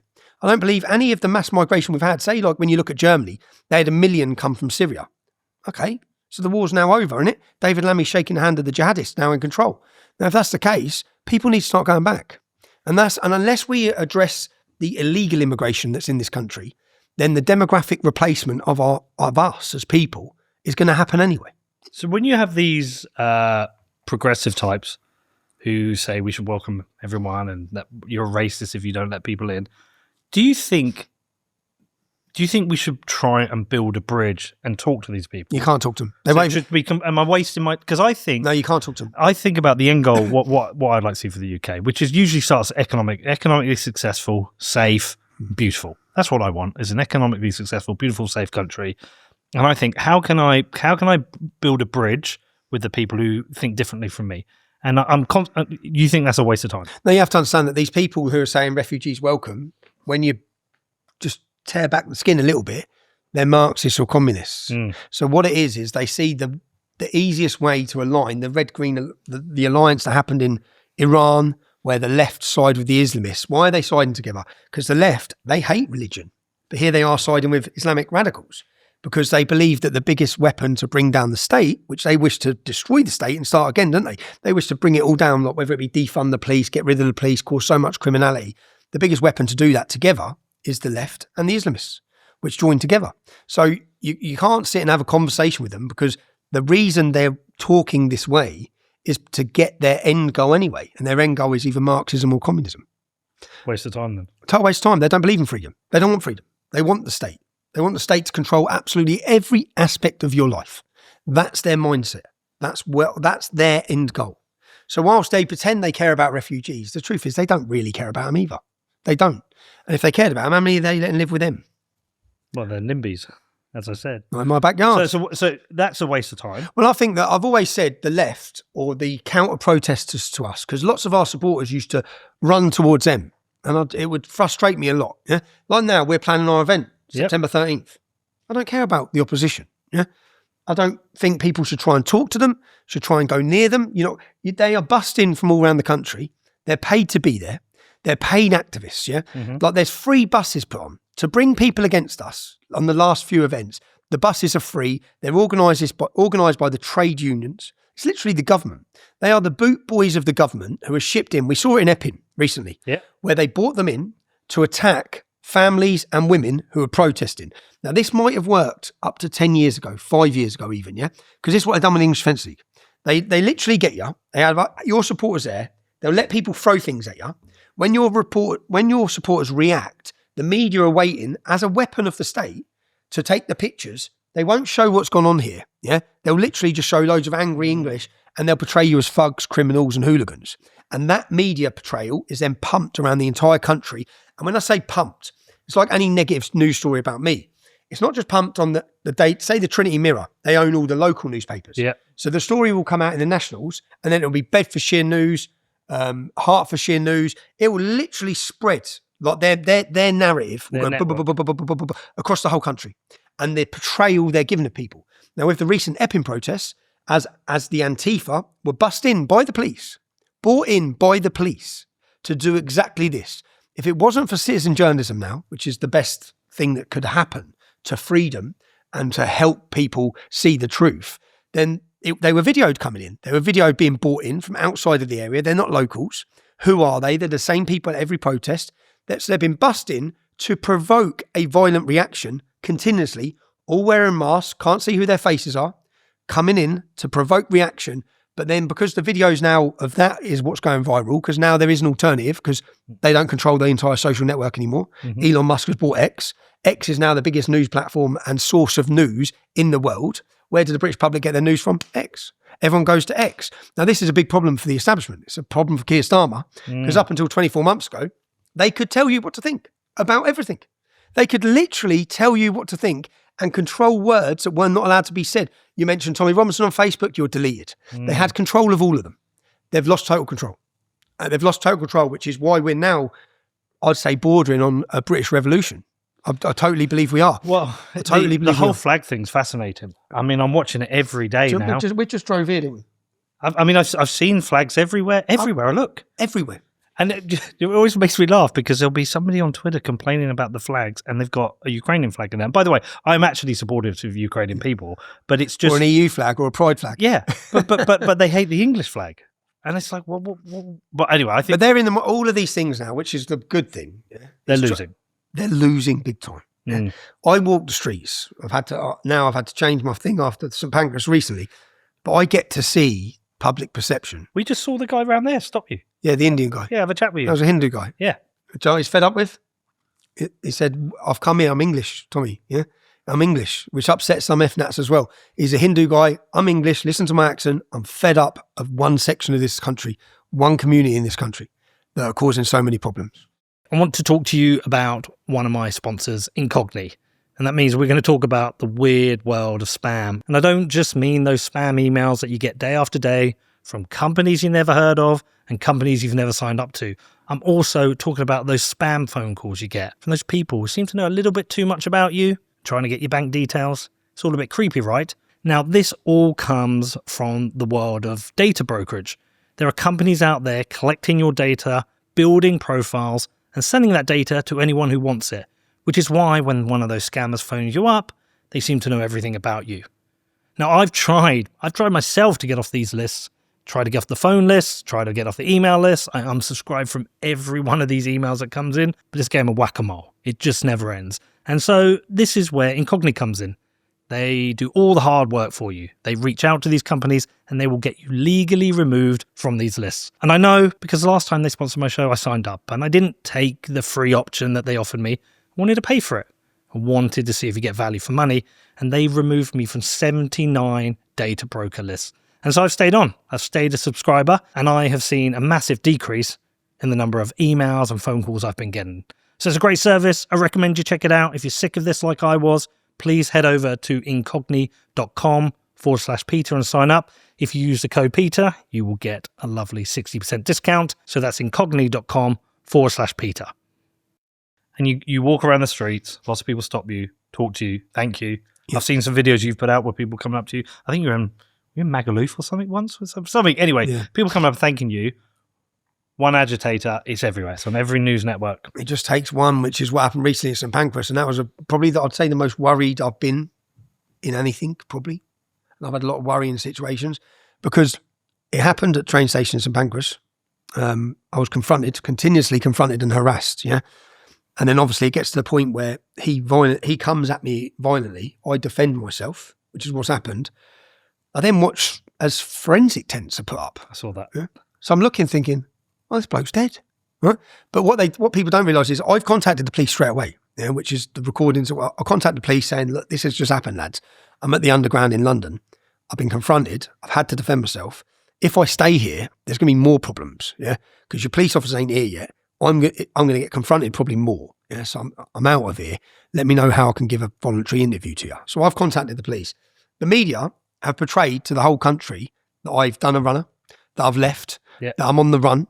The Guardian have travelled to Tenerife, knocked on innocent people's doors, taking pictures of them, saying they're trying to hunt me down like I'm on the run. I'm not on the run, right?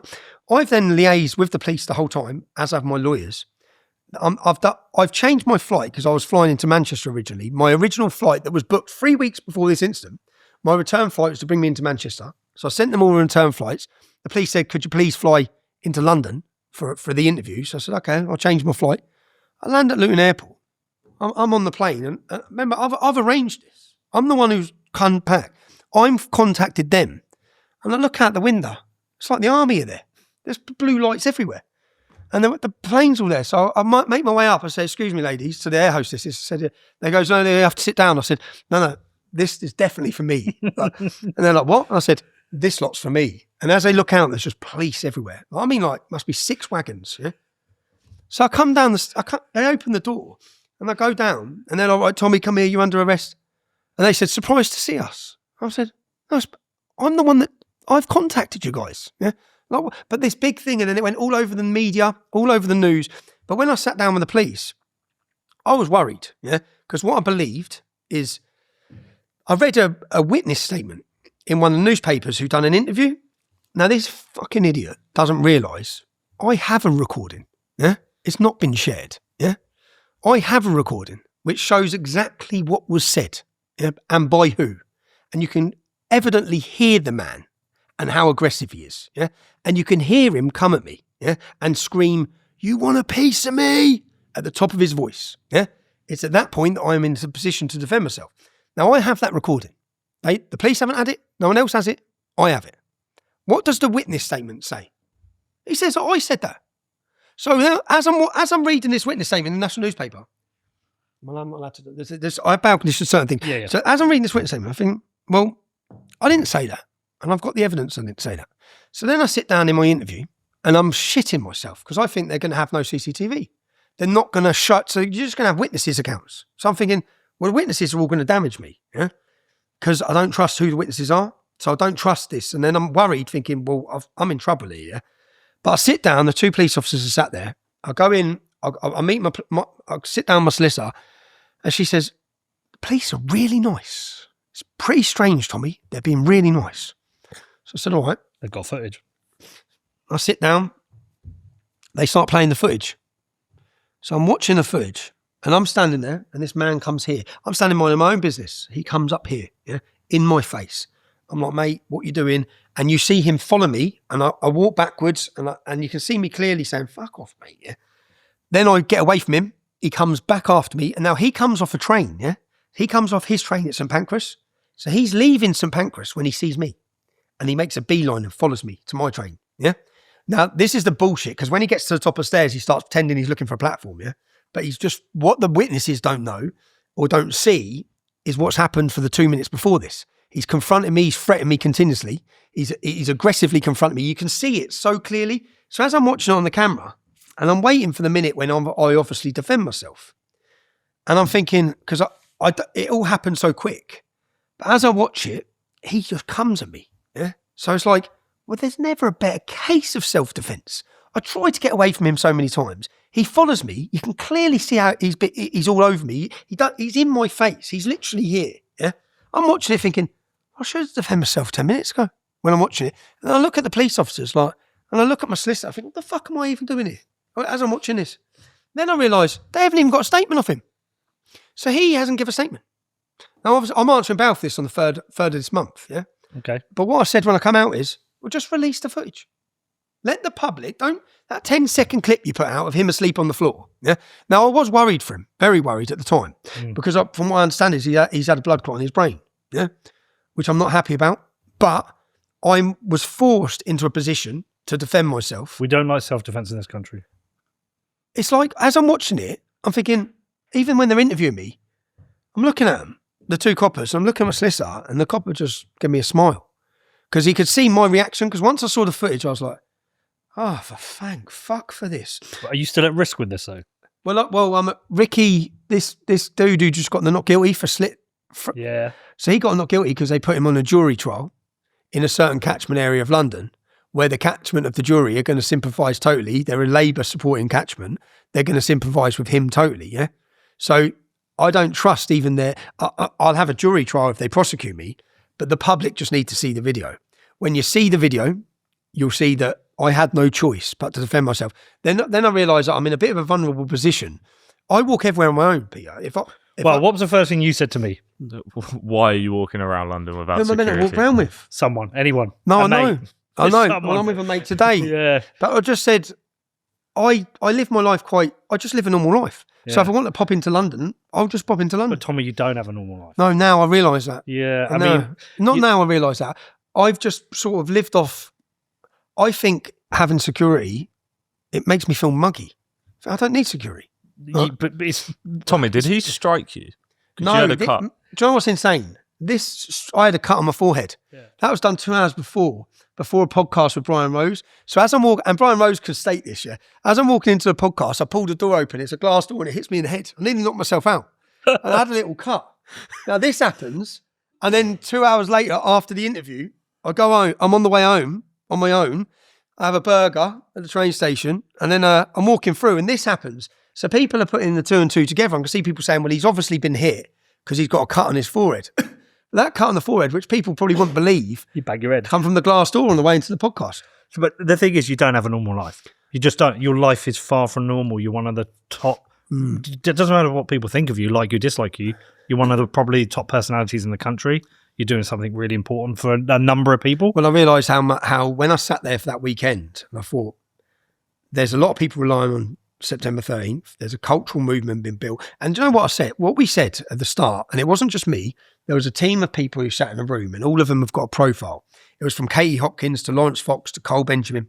There was many people. So the idea was, we sat down and said, right, everyone here reaches a different demographic. Yeah? Young TikTokers, we need to protect British culture. Okay, we need to agree on 5 principles. So we sat and spent the whole day in a room. Jordan Peterson flew in. We sat down in this room and we said, right, let's come to an agreement, because not everyone agrees on everything. You might not agree with me on it. I disagree with Kate Hopkins on a lot. Yeah, that's it. But what we can agree on, this was the point in the meeting. What we can agree on, is let's protect British girls from sexual exploitation. Yep. Let's defend free speech. Yep. Let's come to an agreement, which was our 5 basic principles. We're looking at calling it the pledge. And the idea was that to compete with the lies and smears of the mass media, well, if we bring all of these platforms together, of YouTubers, TikTokers, big accounts on X, we had comedians, boxers, celebrities. If we can bring 20 of us together here, then we can click a button and we reach the masses more than the media can ever dream of. But you can't do much when you're in prison. No, You've got to stop going to prison. I know, but it's not. How many times have you been now? It's an occupational hazard. How many times have you been? Too many. Yeah, but you've got to 6. Do you know what it is? That's not a choice. Well, it was a choice on the last one because I played the film. Yeah. But you see, the only way to prevent that would be to shut my mouth. Because unfortunately, so long as I continue to talk, they're going to continue to try and find ways to bring me down. Sure, but I think you can play it smart. Yeah. When you go to prison for 13 months and 8 months of that solitary, No one hears from you. No, and it messes you up. Yeah, and I think there's such an important role that you're doing. Like I said, I've seen it now. It's gone from basically anyone I know say, oh, Tommy's a racist and Reform are a racist party, to people saying, I'm going to vote Reform and Tommy was right. When you're gone for 13 months, that's a voice that's lost, an effective voice. And also, it's clearly not good for your health. I watched your interview with Liam Tufts. I was choking up. It's clearly not useful for you personally. It's not useful for your kids. Surely there's a finer line you can walk. I think if you walk, I think that walking that fine line has got this country in the mess we're in. Fair. That's what I feel. But So, other people can do that job now. yeah, hopefully. How many people do you think are going to do it? Well, yeah, do you know Do you know what I said? Yeah. Just Defence League up. I've done it under a fake name because I was hoping someone's going to know what to do with this. Yeah, we're going to build a movement, and then that's why I was using a fake name. And I thought someone who knows what to do is going to step in. That never happened. They're stepping in now, though. Yeah, it's encouraging because so many. Do you know what? You're sitting here having these conversations. Yeah, I cried out, and I guess I had to swallow a bitter pill a little bit because I was feeling bitter. Well, you know, like say like now, I watch other conversations, whether it be you, Constantine. I see these different people talking about it. I was thinking, oh, you slammed us. Do you know what I mean? We carried all that shit because people slammed us. But then really what I've been crying out for is other platforms that are taken seriously in other issues to start having these discussions. And that's what's happening. So you're right. It is happening. Look, I think someone going from slamming you to going, oh, hold on, I'm sorry, I was wrong. It's a good thing. No, because so do I. That's part of the. And look, I think a lot of us, COVID was a wake up call. It was a big wake up call for me. I fell for a lot of their shit. I unfortunately got a jab, which I fucking I do. I regret it. I wanted to go see my dad in Ireland. Your kids didn't. My daughter, he got one. Did you?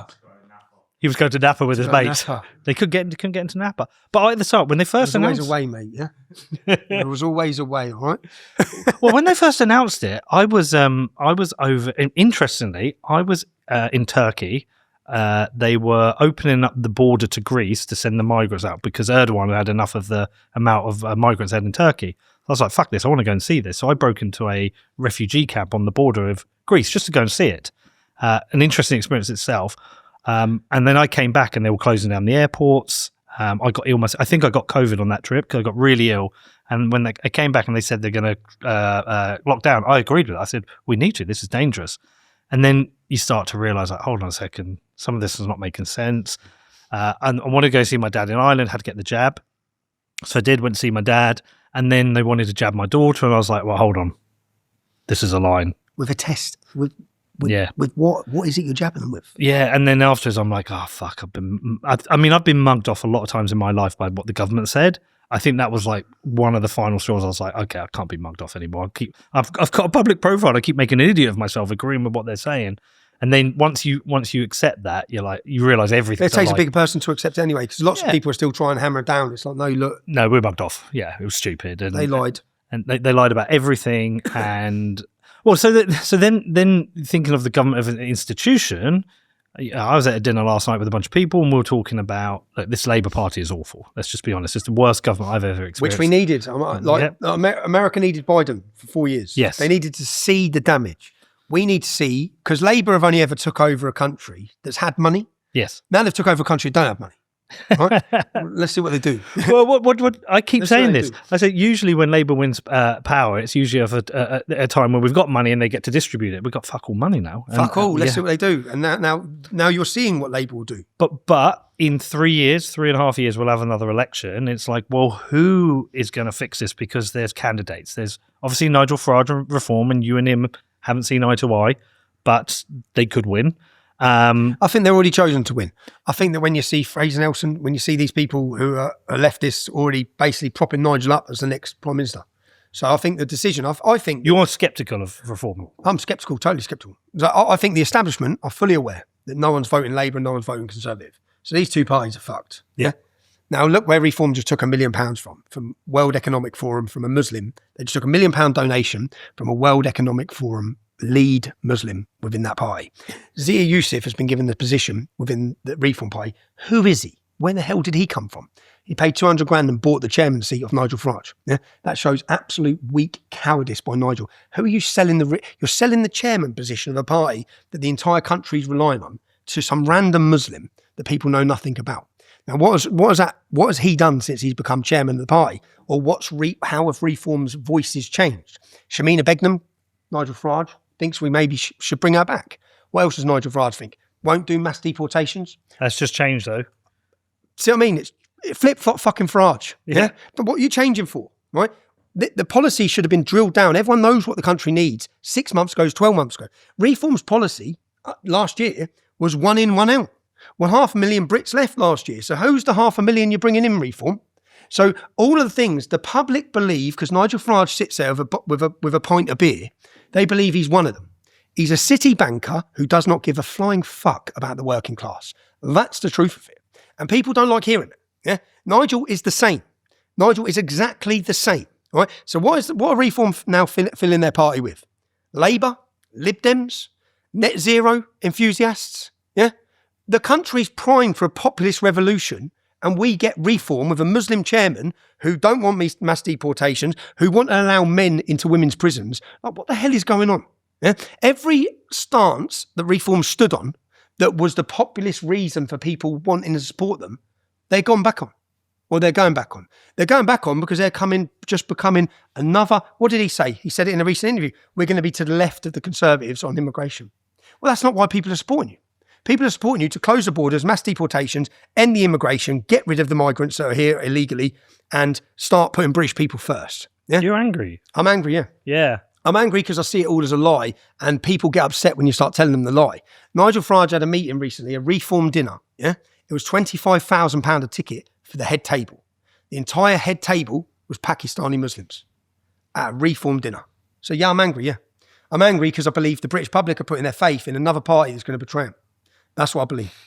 Now, unfortunately, could that be bridged? That if you was to sit with Nigel, like, did he contact you? There was a tweet once that was like a message to you. That's me taking the piss. Oh, that's just me on the wind up, man. Oh, because I messaged Connor. I was like, I think it is. No, do you know what with Nigel? It's like Nigel said on national TV that I have convictions for violence against women. Yeah, this is a man who believes he's in a position. He got upset because Kemi Badenoch questioned the membership of Reform. Yet he wants to sit whilst I'm on solitary confinement. This is why I'm annoyed. Yeah, I'm on solitary confinement. My ex-wife had to put out a big statement. She had to tell my children before they go to school, when you go to school today, that people might be saying your dad's violent against me, yeah? That's come from Nigel Farage. Just lying. Where did he get that from? He just made up. He made up. Do you know when I went to jail? So if you pull up Nigel Farage, when I went to jail for reporting outside the Leeds Crown Court case, I can dig up this footage for you. Yeah? When I was recording outside Leeds, who did the establishment push out for the interviews on TV? Nigel Farage. Nigel Farage then comes there and justifies my imprisonment. Even though everything was found to be flawed and illegal, he never apologised for that. He justified whilst in prison. This time, I'm in jail. Free Tommy starts trending worldwide thanks to Elon Musk. Who comes out again to justify my imprisonment again? Nigel Farage. He's a criminal. He committed contempt. No, Nigel, 167 million people watched the documentary. They know what I'm in jail for. I'm in jail because I told the truth. Now, Nigel didn't have to come out and support me at all. He didn't have to support me. Yeah, he just didn't have to lie and attack me, which is what he's continuously done. If you look at when we had the Brexit rally, far-right thugs and all tattoos all over them. Yeah, I got a few. Well, according to Nigel's elitist view, because that's what Nigel is, Nigel's a city banker elite, yeah? You're a thug, you're working class, you're scum. Yeah? That's Nigel's view. What if he reached out to you? What if he reached out to me? I'll say, what did you do to Rupert Lowe? Explain it. Just explain. Because Rupert Lowe says that the reason he was kicked out of Reform was because he wouldn't let go on the Islamic rape gang issue. Yeah. So he was kicked out. Again, I asked questions about Zia Yusuf, unfortunately. So I think Robinson, frankly, was out there asking for trouble. I don't think it was a very bright thing to do. What's his imprisonment in his case is not heroic in any way at all. And that, of course, will surprise some of you. Do you think he's done that because he's scared of you or scared of the public's opinion of you? The public, Nigel, walk the street of me, mate, and see the public opinion of me, yeah? Yeah, but he bought what I bought and others bought. No, I think that Nigel, anyone, I think that the moment Rupert Lowe was finished within Reform was when at the party conference he got a bigger round of applause from Nigel Farage. That was it. He's got to go. So there's no bridging that. You think Reform is just a waste of time? Unfortunately, for me, I believe that the only party, Nigel doesn't care at present, yeah? Because there's no other party. So Nigel can sit there, he can say, well, I'll let men in women's prisons, yeah? He can do all this. I'll do this. I'm not going to do mass deportations. I'll bring Shamina Begum back. He can say all these things because, unfortunately, the public who are upset have got no other choice other than Conservatives, Labour or Reform. Yeah. Now, to push Reform on those issues, if you want to look at Nigel Farage's policies over the next 6 months, look now what Ben Habib and Rupert Lowe are saying, because that's what's going to happen. They're going to push him. I believe Ben Habib's new party, Advance, is now on 30,000 members. And you've come out and said you support them. I've joined Advance because I watched Ben Habib for a long time. He's been here twice. Has he been here twice? Yeah. I think he's good. Yeah. I think he's articulate. I think he's a politician, which are all things that I don't want to be as well. So when I'm saying I've joined Advance, I'm not taking over Advance. I haven't got a lead position in Advance. I haven't got any position in Advance. But I believe that our movement of people, which we've created, which I believe on the 13th of September, you'll probably see upwards of 1 million people coming together in London. Yeah, I believe there is a cultural revolution happening right now in Britain, and those people need a political home. And the way Richard Tice spoke about those people was that lot. We don't want anything to do with that lot. The derogatory and defamatory way that my supporters have been spoke about by Reform is a disgrace. Yeah, the just snubbing them. Yeah. Reform hold a policy within their party. You have to sign an NDA. You're not allowed to show any support for Tommy Robinson if you want to be a councillor or an MP. Is that true? So this is a party that doesn't believe in free speech at all. They do not believe in free speech. Nigel doesn't believe in free speech. Nigel, when he led UKIP, because I've watched all of this. When Nigel led UKIP and they had an opportunity within the European Union to align themselves with groups. So there's groups together. So you have the Freedom Coalition or all it, and it'll be Geert Wilders with Le Pen, with Viktor Orban. All these groups will be under one banner. Nigel, even back then, refused to align with them because he called them all far right. Well, those groups that he now called far right are winning elections, Nigel. Yeah. And my point is, people try and make an excuse for Nigel saying, well, no, the reason he's doing it is just to get in power. Well, Donald Trump didn't do that to get in power. Yeah. Donald Trump told the world what he's going to do. And then when he gets in power, he's on a mandate to do that. Yeah. Le Pen. Do you think Le Pen's got a Muslim chairman? Do you think Geert Wilders has a Muslim chairman? Now, how are you going to tackle the Islamisation of this country, which is what needs tackling, with a Muslim chairman? You're not. Yeah. When we already see the power that Yusuf has, we look at what happened with Rupert Lowe. We look at what Nigel done to Ben Habib. In fact, we look at what Nigel's done to everyone and anyone who rose up. Yeah. Nigel has never been a team player. It's about Nigel. And anyone who gets remotely close to being anywhere near Nigel, Nigel's ego makes him crucify them and end them. And that's what happened. So I look at Rupert Lowe and I look at Ben Habib and I look at I know Rupert Lowe's not leading the party, but Ben Habib is. And I believe that our movement needs a political home. Mm-hmm. And I believe that if enough people join that, because people say, yeah, but Reform's got the momentum. Well, that's happened in 12 to 18 months. Reform could have been called any name, yeah, and it would have took that momentum. It's not something special that Nigel Farage has done. Yeah? The country's ready for change. Have you spoke with Rupert? I've never spoken with Rupert Lowe, no. Because I always felt like, if it was Rupert, Nigel and Ben Habib together, sing on the same page, because I think whether you see where my problem is there again? Yeah. How many of them free are working class? I don't know. So why is politics a no-go for you? No, because we need a leader. I believe that my power, I want my position to be in journalism, but I believe that I want a home for our movement, and a home politically for our movement that doesn't betray them, that doesn't neglect them, that doesn't take the piss out of them. And I believe that's what Reform are doing with the working class. Even Nigel sitting with his pint of beer. Yeah?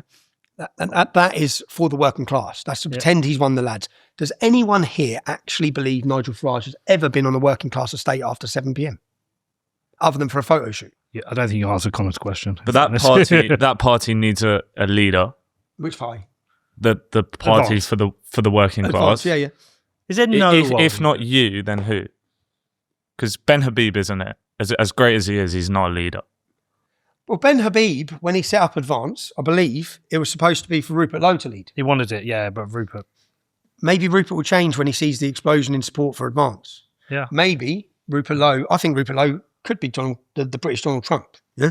I believe he could. When I listen to him, when I hear what he says, but I have my trust after watching, I know who's in the team around Ben Habib. Yeah. And I fully trust them.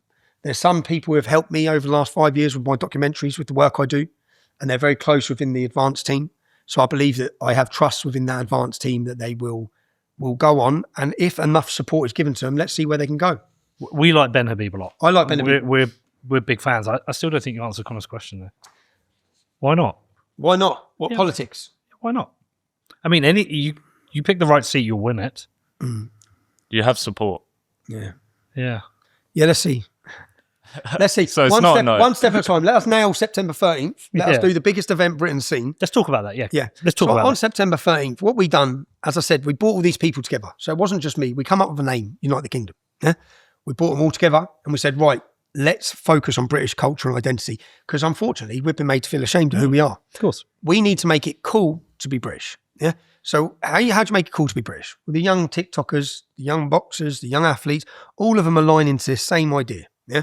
Which is what we had our first one. So our first event, Unite the Kingdom. And remember, I've held 50, 60, 70, 80 national demonstrations. I've done them with the English Defence League. I've done them with Pegida. I know how the police operate. I know how to work with them.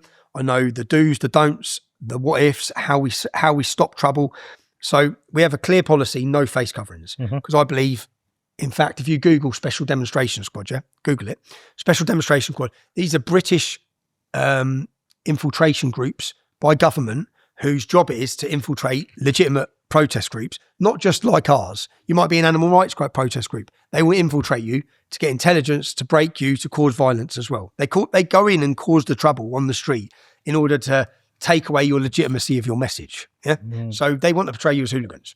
How do we stop that? No face coverings. Which we had a meeting, in my first meeting with the police. Remember what had happened since October 7th, yeah? With Hamas rallies. My first meeting with the police, I know you can hold a static protest wherever you want. They can't stop you. Yeah. So when I went for the first meeting with the police, I said, lads, I'm just going to cut the bullshit. I'm going to speak straight to you because it's the only thing they understand as well, the police, because they'll just make you jump through hoops and then pull the carpet from underneath you. I've done it too many times. So I said, right, if I want to hold a static protest now, I'm going to hold one in Tower Hamlets on the same day that there's a Palestinian rally. Yeah. I said, how's that going to be to police for the Metropolitan Police Force? I said, just asking, like, it's going to be difficult, right? And it's going to cause disruption and possibly it's going to lead to violence. But I have a lot of people that are fed up in our country. So let's come to an agreement, lads. I'm going to work with you on everything. We're going to go nowhere near a Palestinian rally. In fact, we'll change the day if there's one. Yeah. We don't want to go to Tower Hamlets. We don't want to go any Muslim community, anywhere near them. Yeah. But we want to have our day and our day to protest. And we want the same rights as I went through. Here's what Black Lives Matter done. Here's what the Palestinians do. Here's what they all do. Here's all their demonstrations that you allow. Yeah. So what we want is in Parliament Square, we want a screen, we want presentation, we want music, and we want celebration. And we will do everything to maintain order. And the next thing I want to ask, which is going to seem strange, is we don't want you there. Yeah. Because what we've noticed at demonstrations is when you turn out with riot shields, it provokes a reaction. Now, you don't need to be there. Why are you there? Yeah, that's the simple. Why are you there? To prevent disorder against who? The opposition. Okay. So where are the opposition? The opposition. So if we're going to demonstrate here and the opposition are there, we know there's one flashpoint of a road here. So as our supporters come past here, we're going to put 100 of our own security on that road. You police don't need to be there. Yeah. We will make sure our supporters do not go near there, and our supporters won't attack our own stewards or our own security. If you have a problem, officers, with certain people within our movement, we will give you a designated security officer. You come and approach that security officer, we will deal with the people in our crowd. Yeah. So how do they feel about this? They sat back and said, okay. I said, well, the alternative is, lads, and I'm not joking, yeah, fuck around with us on one of these points. I'm going to organise protests in Tower Hamlets. That's it. So I don't want to, but if you take away any of our rights, we want the same rights every other community has. The Muslim community can march, the far left can march, everyone can march. British patriots are not allowed to march. And when we've tried to on St George's Day or any of these events, look what's happened. Yeah. And it's happened where all the media end up saying two-tier policing. You have a chance to write this. We have a chance to write it. We want to work with you. We don't want people attacking police officers and we don't want you attacking us. Yeah? Isn't it all wonky though? Yeah. It's so wonky. But from this first meeting with the police, we held our first event. They didn't show the police. They're in the back streets. Stay in the back streets. You're not needed. Yeah, we will police it, and we did. And at the end of the demonstration, we thanked them. Now, if you look at where we've come in 18 months, there was this massive clash every time there was a patriotic rally with the police. I don't fear that for the 13th of September. In fact, at the end of the demonstrations, we're thanking them and our supporters are thanking the police. And I've seen a total shift in police attitude towards us in how we operate. Even when I was arrested recently, the police are supportive. Remember, the police are seeing all the problems we see. You'd see the problems you see in Bedford. What do you think the police see? They see it all. They know I've the problem. talked to them. They're fed up as well. They're so fed up. They're stretched. They're underfunded. They spending too much time on paperwork. DEI is taking over the whole police corporation. Yeah, and everyone's slagging them off, and they're like, "I'm just trying to do my job here." The police, honestly, I haven't met a police officer I dislike in Bedford. They're all fucking great. Every single one of them. Everyone has come to see me. I really like them. Their problem isn't them; it's the hierarchy above them. It's the political policing. Yeah, the PCC, which is Mark Rowley. It's the political policing. So most of the people at the top of police, the people who understand, are elected. They're put in a position. They're like politicians. They're not there to police. They're there for politics, usually controlled by the Labour government now at the minute. Yeah. So as we've said, we've had these agreements. We've gone from 30,000. We then held 27th of July, where we had 100,000, where that's never been seen. Patriots have never come together in the capital city in that way with zero arrests. Zero arrests, yeah, at either of the events. Then I go to prison. Yeah, they detain me. And this is where it gets to politics again. I'm out of the country. Obviously, I've breached this civil injunction and I've played a film on the 27th of July. Do you know how things work out in a certain way? That film was released 3 years prior to that. It was released in America. They didn't come for me. I come back to the UK, organised my first protest over Armistice Day. They then contacted my solicitors. The Attorney General did. We are contemplating prosecuting you for the leaked film which was played in America at a cinema. So they're contemplating me. So at that point, I thought, well, I've got a decision to make here. They're threatening me, basically, because I've organised a protest. They're basically saying, stop the protest. So I made a video addressed to the Attorney General, basically saying, fuck you, right? If you want to come for me for the film that's currently on 200,000 views, then come for me, yeah? Because you're going to bring the world's attention on the film. So then, the film's in 2 places on 2 YouTube channels at this time. 27th of July is coming up. A week before 27th of July, it's deleted off both the channels. Yeah. So I ring my solicitor. I get a phone call saying it's gone. Film's gone. Yeah. So at this point, the film's gone from the internet. Yeah. It's nowhere. So I ring my solicitor and say, right, they're doing me. She's like, what? I said, they've deleted the film. I said, so that means now they're going to prosecute me and no one's going to see the film because they're going to come and nick me. I'm going to be put straight in jail. No one's going to get to watch that film. So 27th of July, 100,000 people, Trafalgar Square. I'm shitting myself because I sat my kids down and said, kids, I have to do this now. Yeah. And I wanted their permission, I guess, because I know I'm going to go to jail for doing it. Well, this stuff affects them, right? Yeah, quite totally.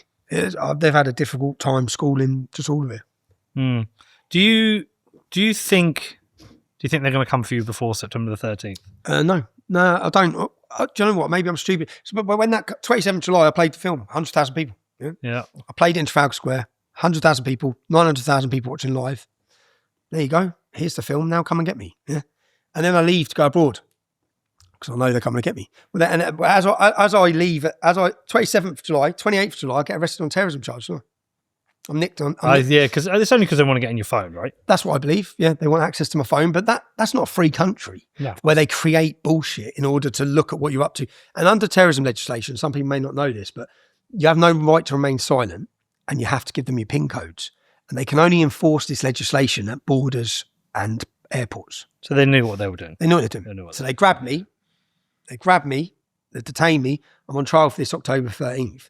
They grabbed me, they detained me. They said, right, I answered all their questions for 6 hours, which are all about my legitimate. They wanted to know, do you know what it is? They want to know who's operating with you, what's your plans, how are you going to stop? He said, how are you going to stop the Great Replacement? How are you going to deal with the Great Replacement? So I thought that was a hoax. Conspiracy. Yeah. I thought it was all bullshit.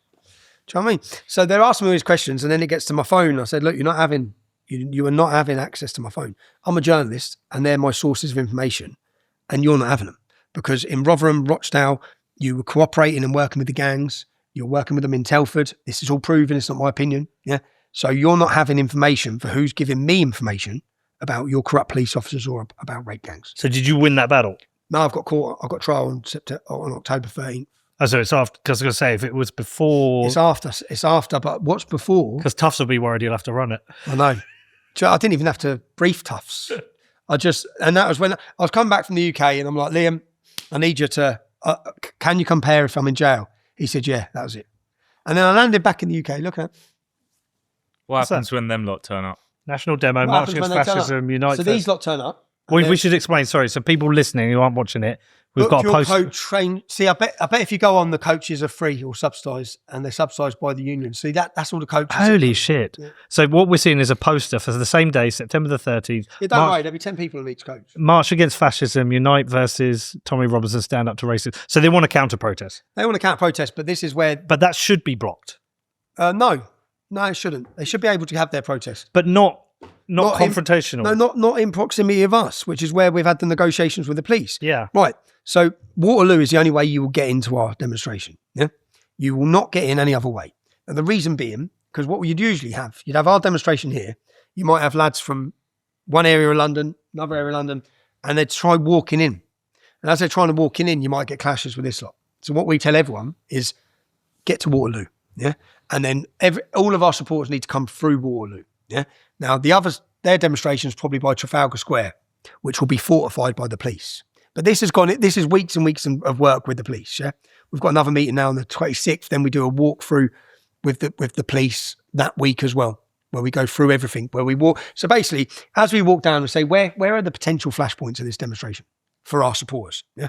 Where will they potentially be confronted by some of this lot?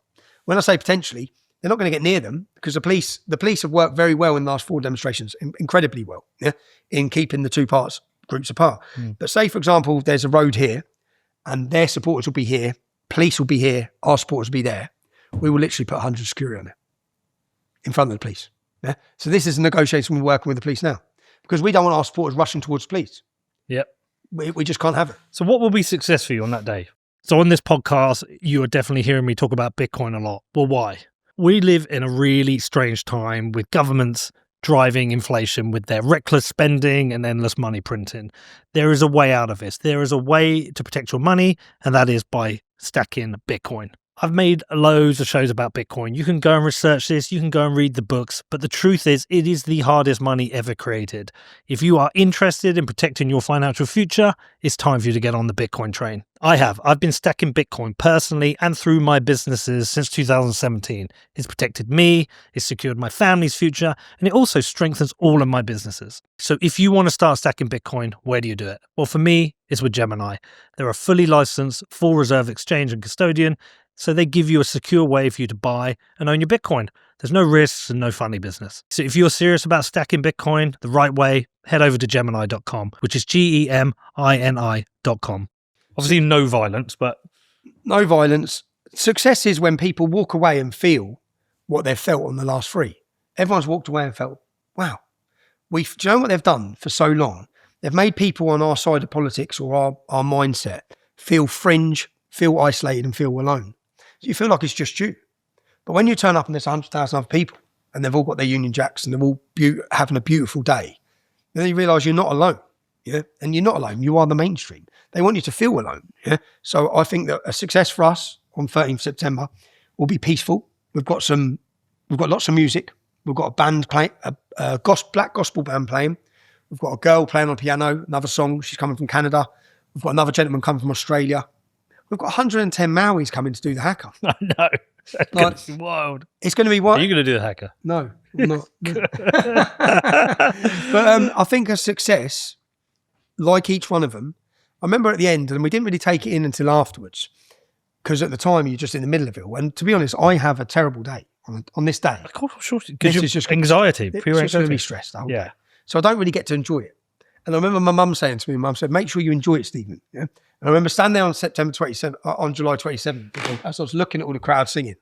And I said, Mum, I'm enjoying it. Because I took that moment to just look and think, I'm enjoying it, man. Like, this is what but a success will be peaceful. Remember, a lot of our supporters, I understand their anger, and they are angry. People are justifiably angry at what's happened to Britain, at their feeling of lack of security, of what's happened to the country. If they want to send a message to the establishment, then you're going to undo everything we've been trying to do by acting aggressively in any way. And what has happened at the previous demonstrations is our own supporters, which I appeal to everyone again, we need to police ourselves. Yeah? If someone comes, they've had too many drinks and they're stepping out of line, we need to put them in line. Yeah? We need to put them in line because they are going to undo everything we're trying to do. Yeah, one bad incident. Because they're shitting themselves, right? Who, the establishment? Yeah, I mean, it's like when we do our private security in Bedford, I go to the briefing every Saturday morning and I just say, just as a reminder, if someone comes and gets in your face, shouts at you, tries to agitate you, you have to stay calm because one bad reaction can undermine the whole thing. And obviously the establishment are shitting themselves about this. What I watched, which was a great moment, was on July 27th. Because as we walked past, there's like some stairs along by the Thames and there was some opposition there. And they're all shouting abuse. Now, that's a real potential flashpoint that we weren't expecting because they shouldn't be there. So they've managed to get into our side, yeah? A handful of them. Everyone just clapped and waved as they walked past. And I thought, right, we've nailed it. We've nailed it. We've nailed it. And nailed it in the sense that, look, the average age of our support is now a 50, 60-year-old female, yeah? So many people are bringing their children to this. So many friends I had that would have come before as lads, a group of men, are like, nah, mate, I'm bringing my missus and kids. Like, my nan and granddad are coming.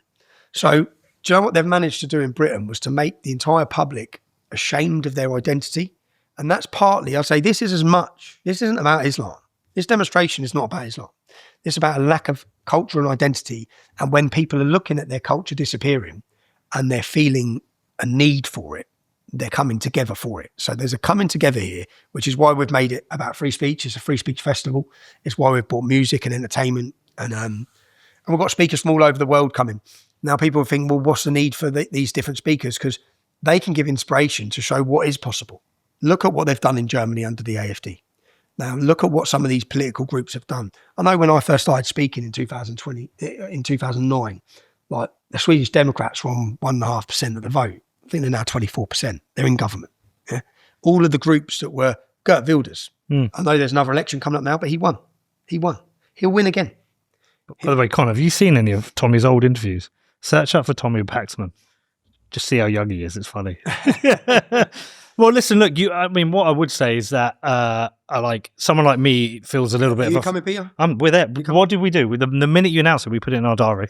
Let me just double check. I want to see if I can actually prove that. Yeah. We'll be there. And do you know what's changed? Do you know the amount? And do you know what we done last time? So what we do is the alternative media, we give press passes, yeah? And the Daily Mail contacted us. It was quite funny because we're at the event on July 27th. And the Daily Mail have contacted us for a press pass. So I replied saying, go fuck yourselves, like, as if you're getting a press pass.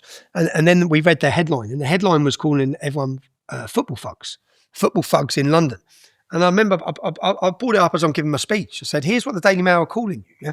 Bearing in mind there's 100,000 people here. Men, women, children, all having a beautiful celebration. The media are just digging their own grave. So at this event, alternative media will be given press passes. That will allow them access to interview all of our politicians, all of our guest speakers, and that will be something that the mainstream media have totally become irrelevant. It doesn't matter what you say, yeah, because the TikTokers, the YouTubers, the streamers will be here in their hundreds covering this event. It's going to be the most watched event that London's seen, yeah. And give the truth. You know, if you come as a streamer, I'd say if you come and there's problems, show the problems. Yeah? Well, we'll be there. We might have an FA Cup game that day. The only place. Imagine we drew Bedford Town in the FA Cup, and it's on that day. I'll be like, fuck, well, what do we do? No, look, we'll be there. But like I said, I felt kind of a little bit of a fraud in that. I probably should have gone down the rabbit hole a long time ago, not just slacked you off. But you've opened it up to make it easier for people who maybe held some views privately, were scared to say it publicly, that they can talk about these things publicly. Just at least have the conversation.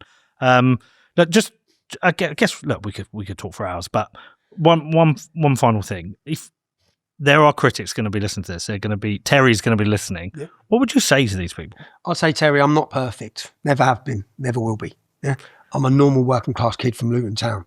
It should not have been left to people like me to have this conversation. I only wish that politicians stepped forward 15 years ago and spoke about these issues, but unfortunately, none of them did. Still, none of them do. So unfortunately, it's been left to people like us. So I don't claim to be sitting here polishing my halo. Yeah? I'm no angel, okay? But my heart has always been in the right place. We have shifted the discussion in important conversations that have been forgotten, hid, covered up, neglected. And all I care about is making sure that British people are put first. That doesn't mean white people Terry, okay? And I guarantee you, Terry, I don't know where you're from, Terry, but I guarantee my friendship group is more diverse than yours. So many of the people I love are not white. So to throw along false accusations of racism or far right to try and hinder, because you see people doing what you're doing here to Peter, is the reason that these conversations were not had for the last 15 years, which ultimately is the reason many thousands of girls were raped in this country, because people are too scared to have the conversation. Because if they had the conversation, people like you, Terry, just scream racist or far right and start trying to demonise and attack people for having conversations. You should welcome conversations, because if everything I'm saying is wrong, it'll be proven as wrong. People will watch this and they can say in the comments, he's an idiot, he's a fraud, or they can believe the argument we're having. So there should be more free speech on this issue. Terry, come out from under your rock, get yourself down there on 13th of September and enjoy your British identity, okay? Yeah, take that, Terry. Take that, Terry. Take that, Terry. Well, listen, look, again, by the way, did you find the video? He's a young scampenny. Yeah, right. Do you know Paxman? So I went on that, and all the left it was the first big interview I'd had, and everyone was like, he's gonna get annihilated, this is great. I was shitting myself. But I used to treat everything was a bit of a laugh, yeah? So when I went down, they messaged me, will you come on the show? I said, yeah, you've got to pay for food. This is to Newsnight, yeah? You've got to pay for food. And they said, yeah, that's fine. So I brought 6 people with me. We went to Meat Company, which is Meat Company, the restaurant, expensive restaurant. So we went to Meat Company, this is when the BBC was opposite it, White City. And we sat there, we had jugs of cocktails, we all had we had starters, mains, dessert. The woman from Newsnight's come over to get me, and there's like a £1,000 bill or something sitting there. I said, yeah, you got to get the bill. She goes, we can't get this bill. Yeah, 6 of you. Well, how can we get this bill? I said, well, we're live, aren't we, on the show in a bit? I said, yeah. I said, we don't get the bill, we're not live. And then the BBC ended up footing that bill. We've gone and sat there. I was shitting myself. But you know, at the end of that programme, when the cameras went off, Jeremy Paxman sat there with the team, and he said, do you know what he just said there? He said, he said, because I pointed out to him, you don't know anyone's hooked on heroin sold to by Muslim gangs, do you, Jeremy? I do. You don't know anyone who's been killed by a Muslim gang, do you? I do. You don't know anyone who's been raped. So he said, all those points he just made to us, he's right. We don't know what he's talking about. Well, Paxman doesn't go easy. No, that's why I was you look nervous, but handled it well. And when I got home, so my mum, up until that point, had begged me and cried her eyes out, stop, Stephen, stop. Yeah, English Defence League, she was threatened with her job because she worked at the Catholic school, threats against the family, houses getting targeted, all these things. She said, please stop. I walked in after that, she went, you were fucking brilliant. You were brilliant, Stephen. I was like, thanks, Mum. So she still calls you Stephen? Yeah, she still calls me Stephen. Well, listen, look, apologies for being a dick in the past. Don't worry. Yeah, I learned from it. But listen, look, I'm really intrigued to see what people think of this, and we will be on there on September the 13th. And look, agree with you, disagree with you, we should all agree on free speech. So, yeah, keep doing your things. Try and stay out of jail. I'm going to try my best. Mate, the last thing I want to do, John, petrifies me more than anything is going to jail. Yeah. Because it's pretty soul destroying sitting on solitary confinement for 7 months. There's loads more I wanted to ask you about. We'll do it again sometime. But listen, look, just keep doing your thing. We'll be there September the 13th. And do you want to pimp your channel again? trbooks.co.uk. You want this for the demo? It's nationware.co.uk. All right, Tommy. Cheers. Thank you. Cheers. And fuck Luton.